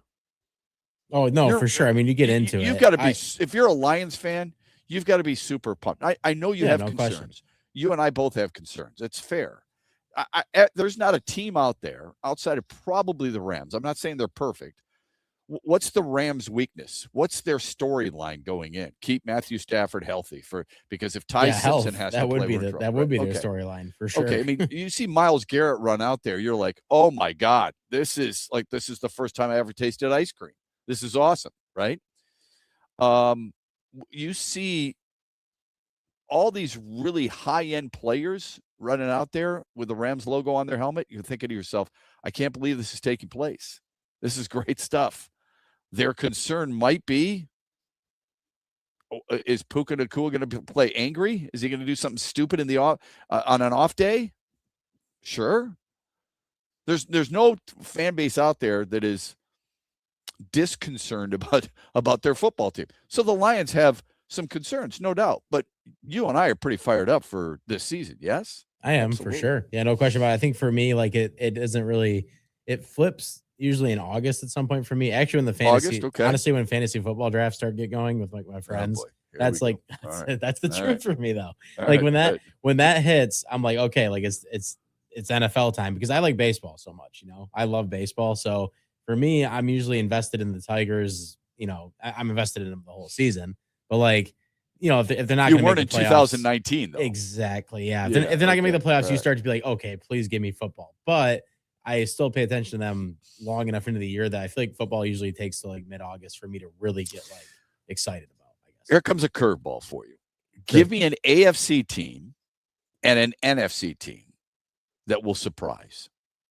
Ooh, that's a good question. If they stay healthy, all right. This is always prefaced because we don't know what these teams look like. We don't even know what the Lions look like. We're waiting for a 53-man roster. We don't know who's on the roster. We've got an idea of about 48 guys. You and I right now could name off 48 guys I think are going to be on this team. I think there's usually about 5 spots for good teams, about 5 spots. I don't know how Arizona is going to do. I don't know how the Jets are going to do. Maybe they've got a lot more competitive openings for them. But give me a team in the AFC that will surprise compared to last year, and give me a team in the NFC. Well, I think compared to last year, this is why I'm going with this one. I'm actually taking them to make it to the AFC Championship game at the very least. I think as long as they stay healthy, I'm going to take the Bengals to make it that far. That was my pick. I think Joe Burrow, if he stays healthy this whole year, and Jamar Chase, I think that's going to be the pick that I'm taking. And then in the NFC, I'm actually staying in the NFC North. I think with Kyler Murray that the Vikings are going to be better than people think. I've had texts on that. That's interesting. For me, it's New Orleans. I think Kevin O'Connell's the right guy to keep like the Vikings in order with Kyler Murray and stuff. And I think maybe he just hasn't. Maybe he hasn't. Why didn't it work last year then? It's a good question. Except against Detroit. Right. Well, I don't know. Maybe it's more of a JJ thing in their quarterback situation than it is Kevin O'Connell. I don't know. I think that Kyler Murray does have a lot of talent. I think that sometimes he needs to be kept on the playing field over what he's doing when he's not there. But I like that coach and him as a combination, like trying to prove himself somewhere else. I just like it. Yeah, a lot of people like Kevin O'Connell. I do too. Don't get me wrong. I think he's a good coach. I'm not calling him better than Dan Campbell. Too. I don't like when people say that. But. No, I think he's a good coach too. I took New Orleans. I think New Orleans is going to win. I think they're going to challenge to win the AFC South or NFC South. I like that pick because that's going out in the line a little bit. Like it's been a while since. Yeah, I mean, I don't think there's many people who feel that way. The thing about Kevin O'Connell in Minnesota, like that our division, the NFC North, if I said to you, this might surprise you, every team in the NFC North had a positive point differential. Every team in the NFC South had a negative point differential. I can't say it surprises me. Yeah, that seems right. Okay. Who led the NFC North in point differential? On the plus side of things, who led it? The Lions. The Lions at a plus 88. Makes sense. Yep. Green Bay, for as good as they were was a plus 31. All right. And that was, obviously with Micah Parsons a little bit. They lost. Remember, people forget Green Bay lost their last 4 games. Green Bay finished 9-7-1. Okay. So as good as the division was 2 years ago, when 3 of the 4 made it to the playoffs, including a 14-win Minnesota team as a wild card, last year, you had 3 teams finish with only 9 wins. Now, they all had winning records, which is really impressive. But I'm just saying, 9 wins, it was just barely above 500. It was an interesting season for the NFC North. Just for context sakes, NFC East, 1 team was a plus. And NFC West, all but 1 team, Arizona, was a plus in point differential. We've got the results of the Daily Wager, and we've got the results of our poll question from yesterday. We also have Kevin Brown, the Orioles TV play-by-play voice. He joins us 8:35 on X's and BrO's, brought to you by Soaring Eagle Casino and Resort. In the Den with Dan Dickerson. It's a new day to celebrate and be free. It's a new day full of action and excitement because it's a day for winning. Only at Soaring Eagle Casino and Resort. Soaring Eagle Casino and Resort, your getaway reimagined. The Tigers had been looking for a productive right-handed bat, and then along came Ha-Yu Lee. Lee was considered a top prospect going into the season, but after the Tigers called him up in mid-April, he struggled. Hit just 190 in his first 32 games, got sent back down. But when Gleyber Torres went on the IL 2 weeks later, the Tigers brought Lee back, and he looked like a different hitter. Lee had a couple of multiple hit games right away, started hitting the ball harder. You could see the confidence growing day by day. And now Hao-Yu Lee is raking. Lee has hit .337 in his last 34 games with a .912 OPS. In the last week or so, he's delivered big hit after big hit. His defense is solid and getting better. He's all energy out there in the field. His enthusiasm is infectious, and Hao-Yu Lee has quickly become a big piece for manager A.J. Hinch. Huge here for Van Andel Institute Purple Community. Now, they're a grassroots fundraising network powered by the volunteers who support VAI's mission to improve health now and in the future. Learn more at purplecommunity.org. The Freddie the Pizza Man Foundation is dedicated to providing support to families and Michigan schools touched by autism. We invite you to join us in supporting these families and schools by making a donation at freddythepizzaman.com. With your donation, you can help provide essential resources that can make a real impact. Visit freddythepizzaman.com to make a donation and to learn more about the foundation's mission. That's FREDI thepizzaman.com. Together, we can make a difference. What's up, Michigan? You're listening to my good friend Shep. The huge show is coming up later today at 3, right here on the Michigan Sports Network.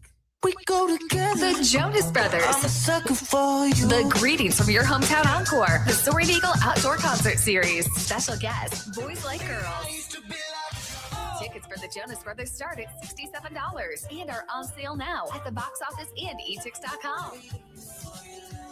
Hang out with the Jonas Brothers and Boys Like Girls August 5th at Soaring Eagle Casino. SoaringEagleCasino.com.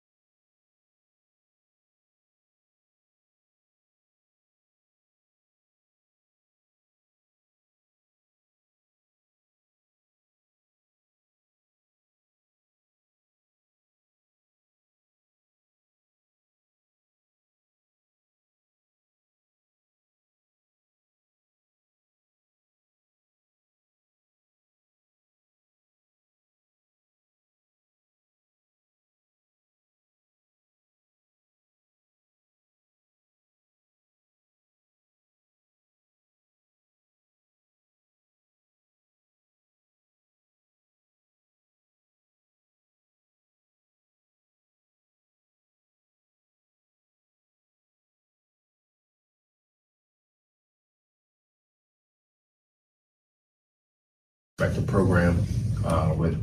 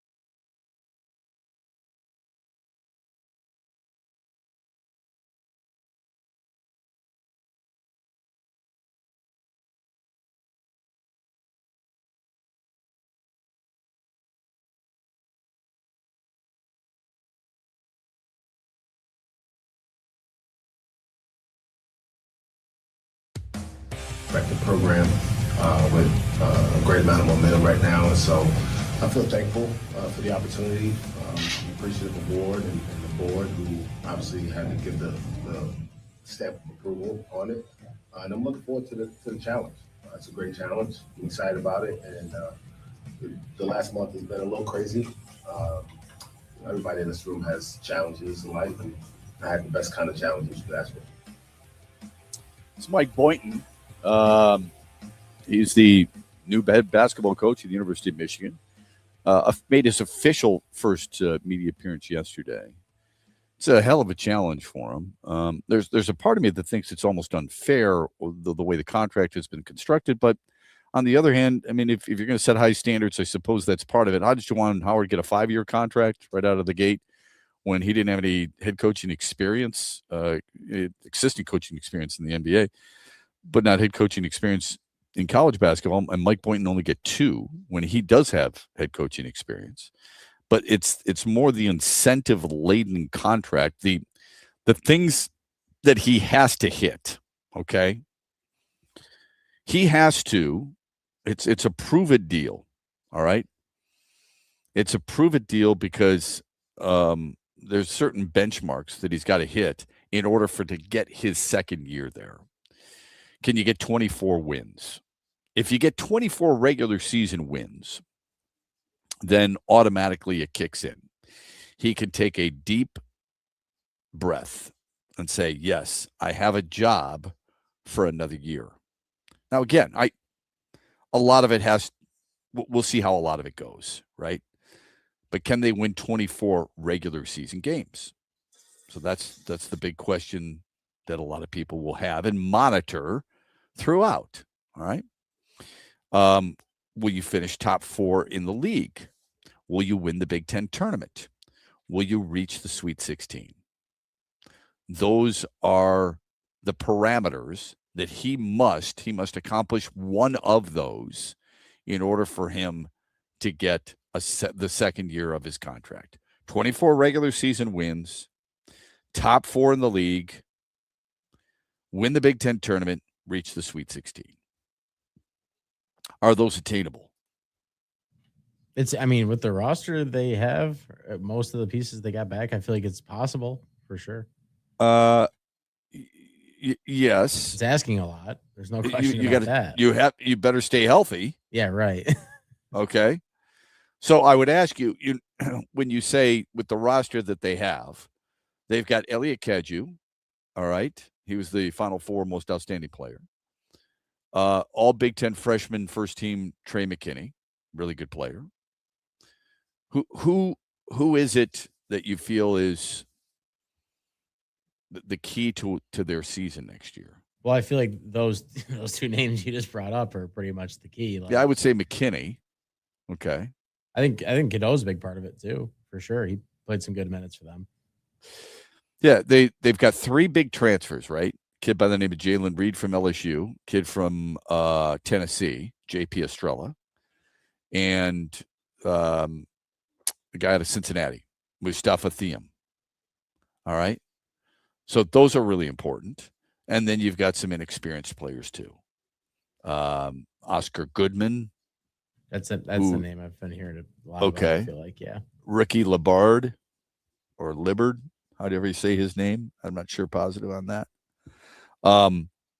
They're not the names you recognize from 2 years ago going into last year, but there are some teams and some names that you do recognize, and a lot of things went right for them last year because of how good they were and how they meshed.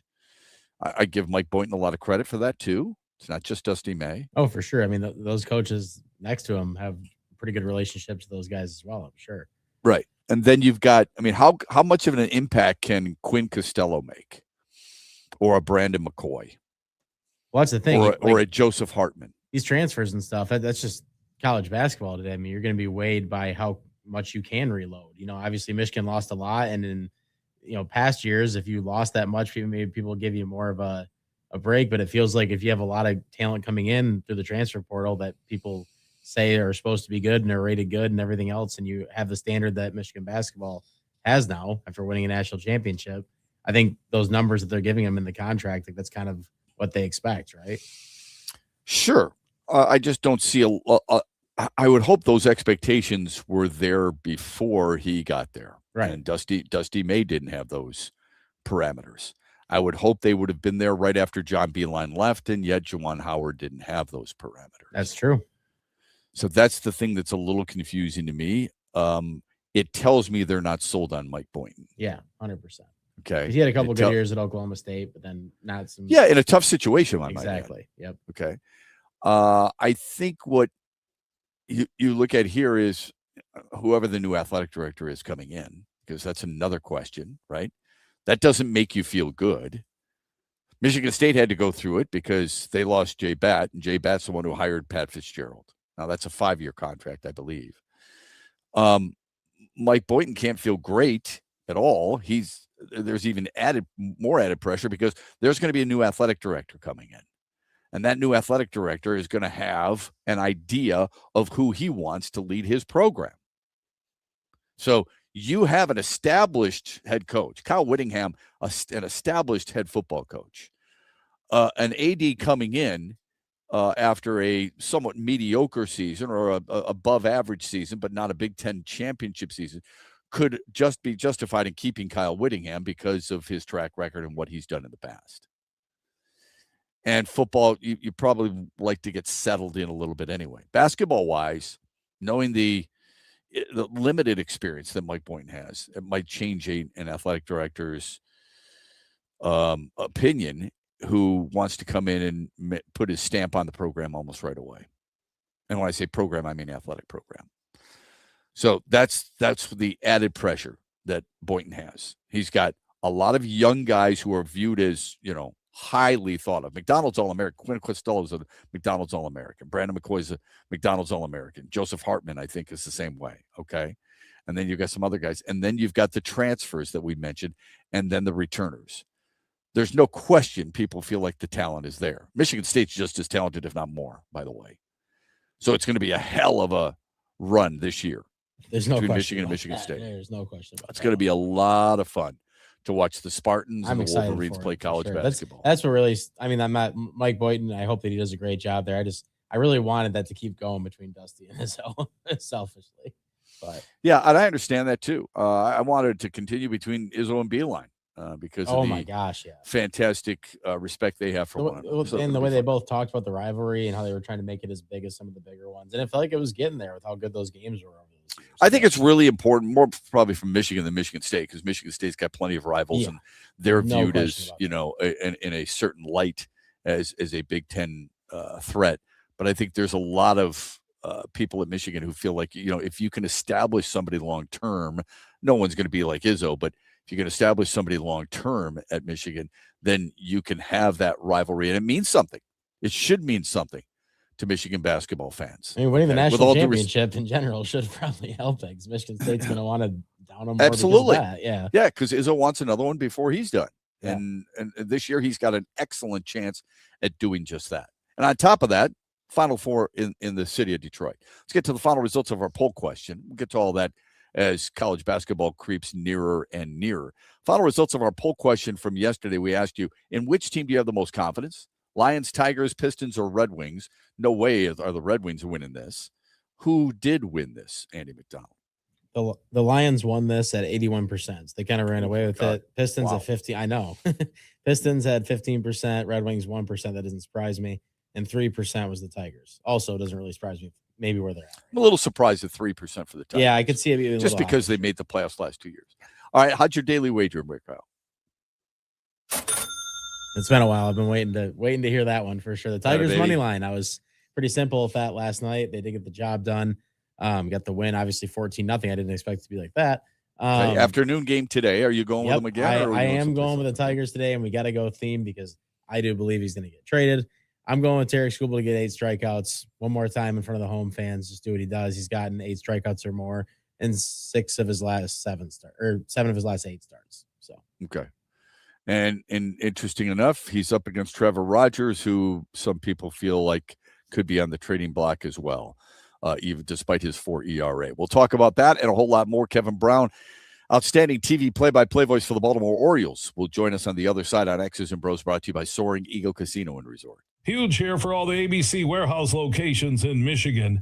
Now, if you're looking for the best prices on TVs, furniture, appliances, mattresses, and more, you need to go to abcwarehouse.com. You can shop there and also shop in person at all ABC warehouse locations across Michigan. For the one close to you, go to abcwarehouse.com. Best deals on TVs, appliances, furniture, and mattresses at all ABC warehouse locations in Michigan. Shop the Meijer 7 for 7 sale and make your next shopping trip a good deal better. Through August 4th, pay just $1 each when you mix or match any 7 or more items. Summer fresh favorites like 1-pound California strawberries, seedless mini cucumbers, and select varieties of Oikos Light and Fit or Chobani yogurt, Kraft mac and cheese, Powerade, or sparkling iced beverages. Getting more for your money with the Meijer 7 for 7 sale through August 4th. That's good life quality and real low prices. Only at Meijer. Exclusions apply. See the Meijer app for details. Rod Stewart returns to Soaring Eagle Thursday, September 3rd. The Soaring Eagle Summer Outdoor Concert Series with special guest Richard Marx. Tickets start at $71 and are on sale now at the box office and etix.com.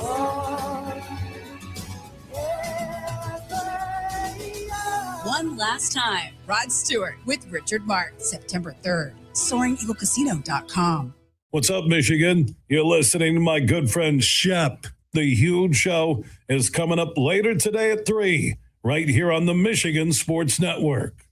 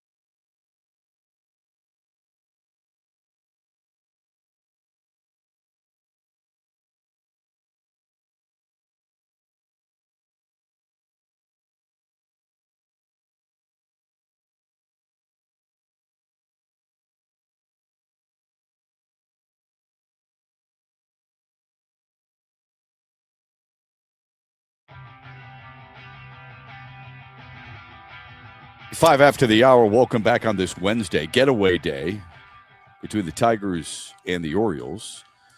Someone's going to win a series. Detroit lost game 1 and then turned around and won game 2 of the series last night against the Orioles in a 14-0 win. It's an afternoon affair today. Rogers against Skubal. Baltimore will go home and take on Philadelphia. Detroit will hit the road after an off day and get the A's in Sacramento. Kevin Brown's the multi-talented television play-by-play voice for the Baltimore Orioles. Friend of the program and a guy who does not just Baltimore Orioles, but also does a lot of ESPN work, college basketball, college football, college baseball, and softball as well. I saw him on a softball game not too long ago, and he joins us here on X's and Bros. Kev, good morning. How are you, bud? Great, Shep. How are you today? Hey, I'm doing great. Thanks. How challenging is it to call a 14-0 loss for a home team? It's less challenging when you've done 7 years of minor league baseball, where in 6 of those years, your team was unofficially eliminated by April 20th. But it is challenging nonetheless.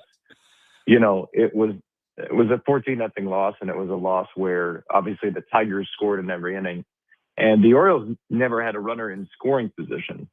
So there weren't innings where you could necessarily build up some sort of tension or storyline with the Orioles, where the at-bats were just over very quickly. So it's one of those where, and you know this, you turn to sort of bigger picture material, but you also can't get too goofy. You don't want to seem disrespectful in a game where your team is down 14-0. So we're closing in on the deadline, some bigger picture talk around the league. What are the Orioles thinking? What are the Tigers thinking? What are other teams thinking? And then it gets to a certain point where Chadwick Tromp, the backup catcher, is into pitch, and you're going, okay, let's just get to tomorrow. Let's just call balls and strikes for a couple of half innings and sleep fast and try it all again at 110. I can't wait for that bus trip. Yeah, you and Ben McDonald do such a great job together. You're in a unique situation. You're 2.5 out of the wild card.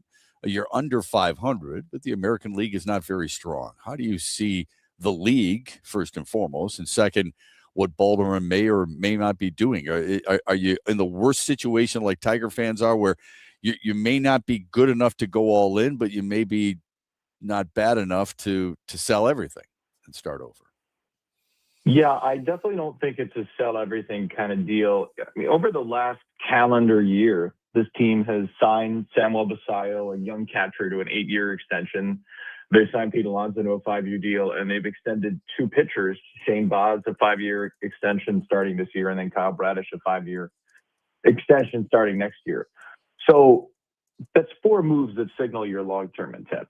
So it's not going to be a teardown when you have 3 players signed for 5 years, and another one signed for 8 years. I think the organization believes pretty strongly that they have a core that's going to be there long term. Jordan Westbrook hasn't played all year. Third baseman who's was an all-star 2 years ago and has missed a year because of Tommy John surgery. They like some younger players that are in AAA and AA as well. So I don't think it was ever going to be a full-on teardown. I could definitely see a scenario where they trade the players who are on expiring contracts. Taylor Ward, who's been the Orioles left fielder all year, is up after this year. Trevor Rogers, who's starting today, is up after this year. Andrew Kittredge, who I think has gone 16 in a row without an earned run allowed, is up after this year too. But I could also see them try to thread a needle and try to, and I know a lot of teams will want this, but try to go get some controllable guys, try to add some players that you'd have beyond this year. You know, I think they probably won't be the most aggressive of the wild card contending teams. I would guess Seattle will be a lot more aggressive given their ambitions coming into the year. They were 9 outs away from the World Series last year. I don't know about Houston, who I don't think was even supposed to be here, but the Astros seem to want to contend to win every year, so I'd expect them to be a little more aggressive. So I could see the Orioles trying to thread the needle a little bit. But you know, people keep asking me about what the Orioles are going to do, and rightfully so. And I keep saying, you know, ask me in now 4 games. I still think if they go 4-0 in these next 4, or if they go 0-4 in these next 4, I think we're still in the possibility of two divergent paths. And you probably say the same thing about the Tigers if they go 4-0 in their next four or 0-4 in their next four. I mean, nothing has happened. We're less than a week away from the deadline. The only thing that's happened was Curtis Meade, who's now hurt, for Connolly Early, who is hurt. So I'm kind of floored by the lack of activity in the majors. But you look at how many teams are just hovering around 500, hovering around the wild card spot, and have been in sort of an internal holding pattern. It makes sense.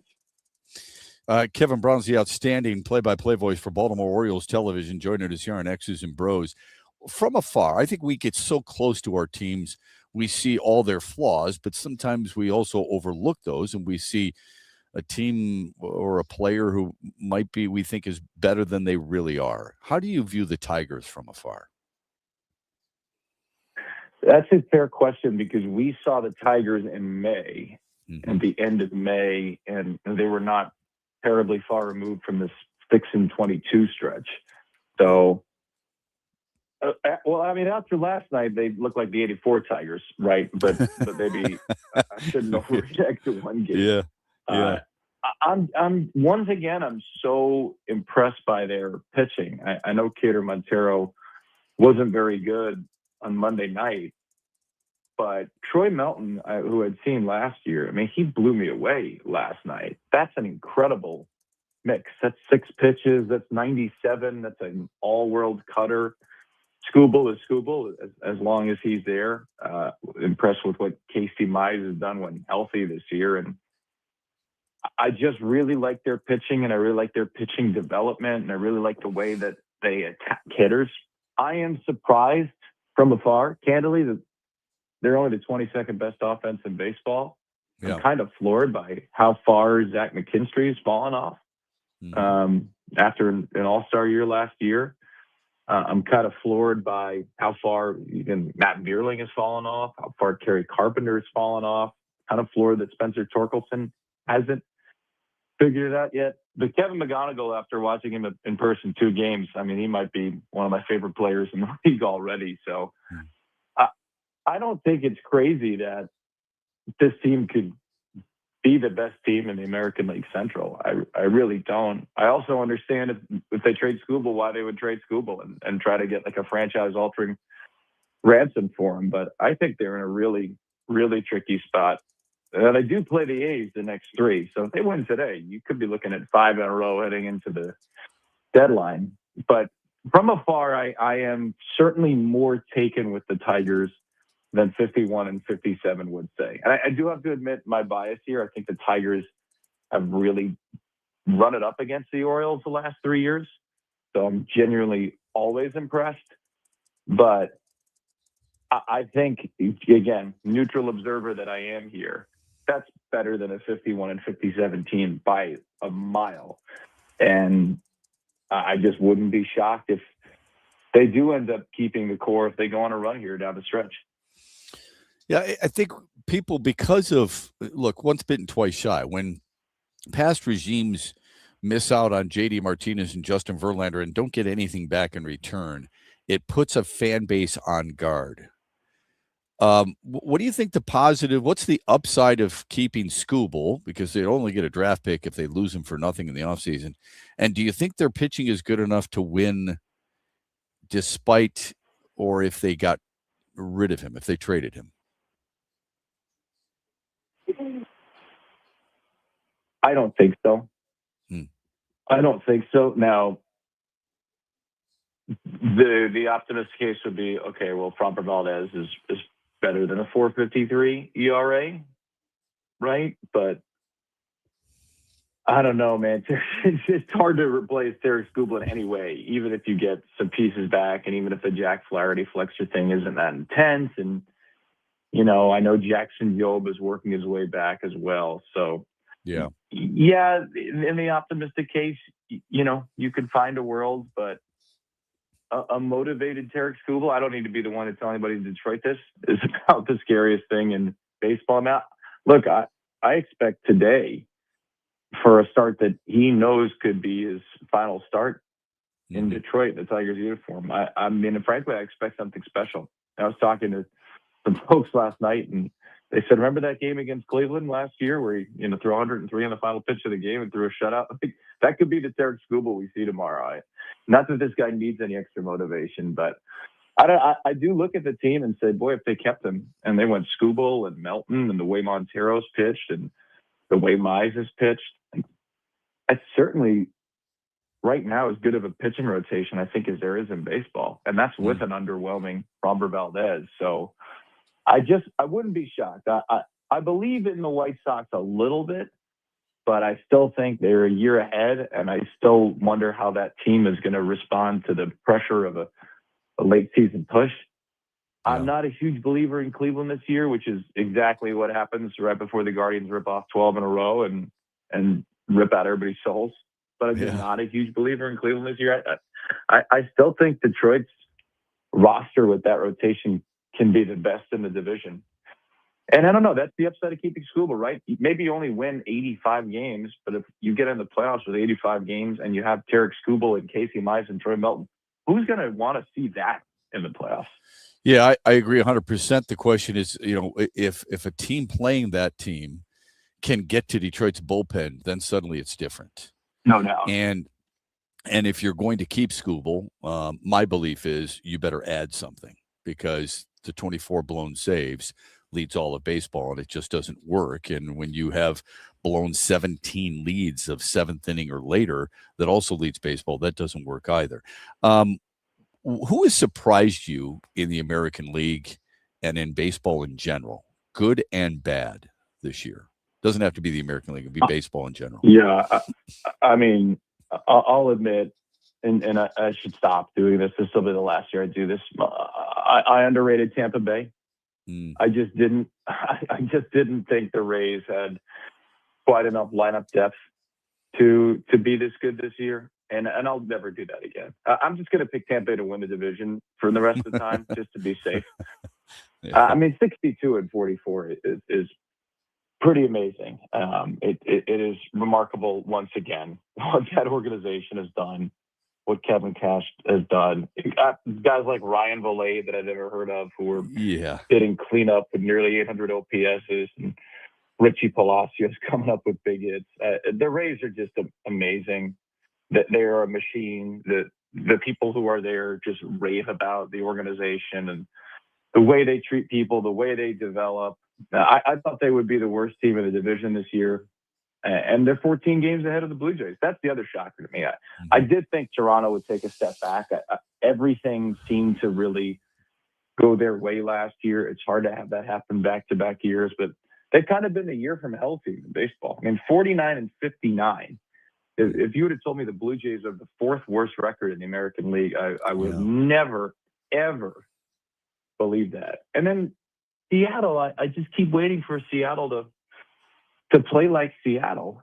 They do have a couple of lineup flaws, but between their pitching and some of their bats and some of their defenders, it's mystifying to me that they haven't run away with the American League West in a hugely mediocre year for the division.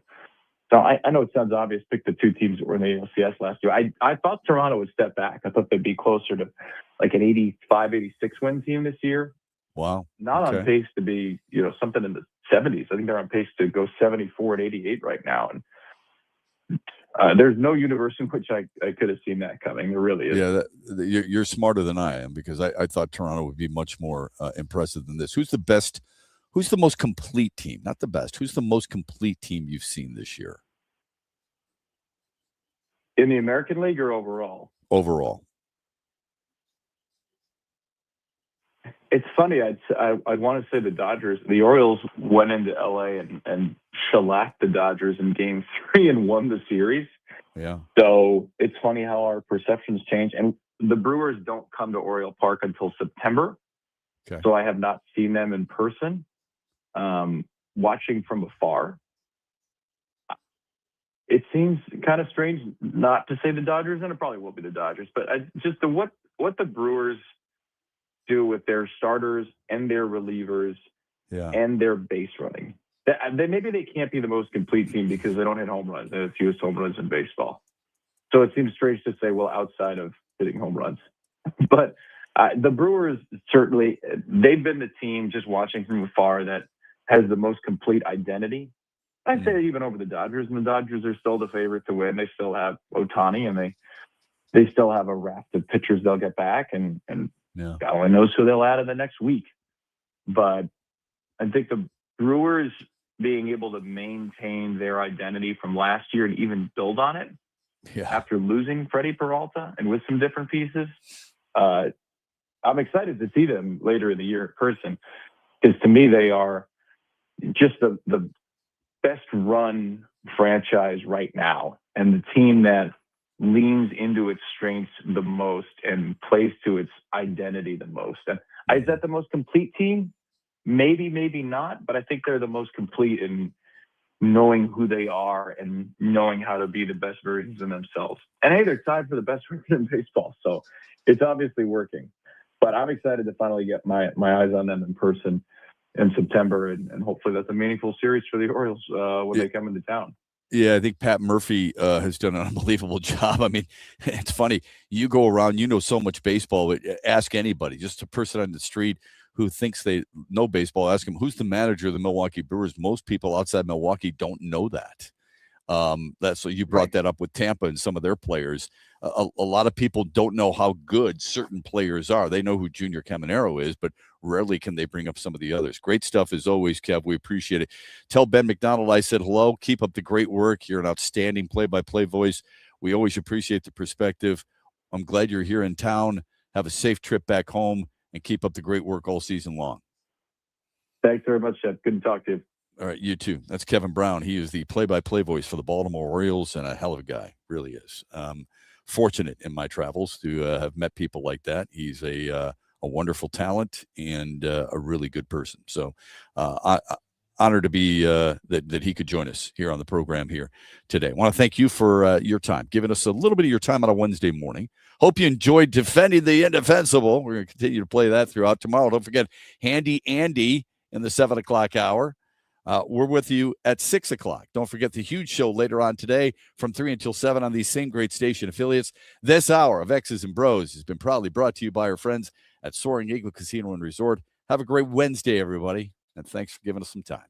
You know, we're fortunate here in Michigan. We have some of the greatest golf courses in the country. Tullymore and St. Ives is part of the reason we can brag the way we do about our golf. Once you visit Tullymore, you'll keep coming back. The view is breathtaking. The golf is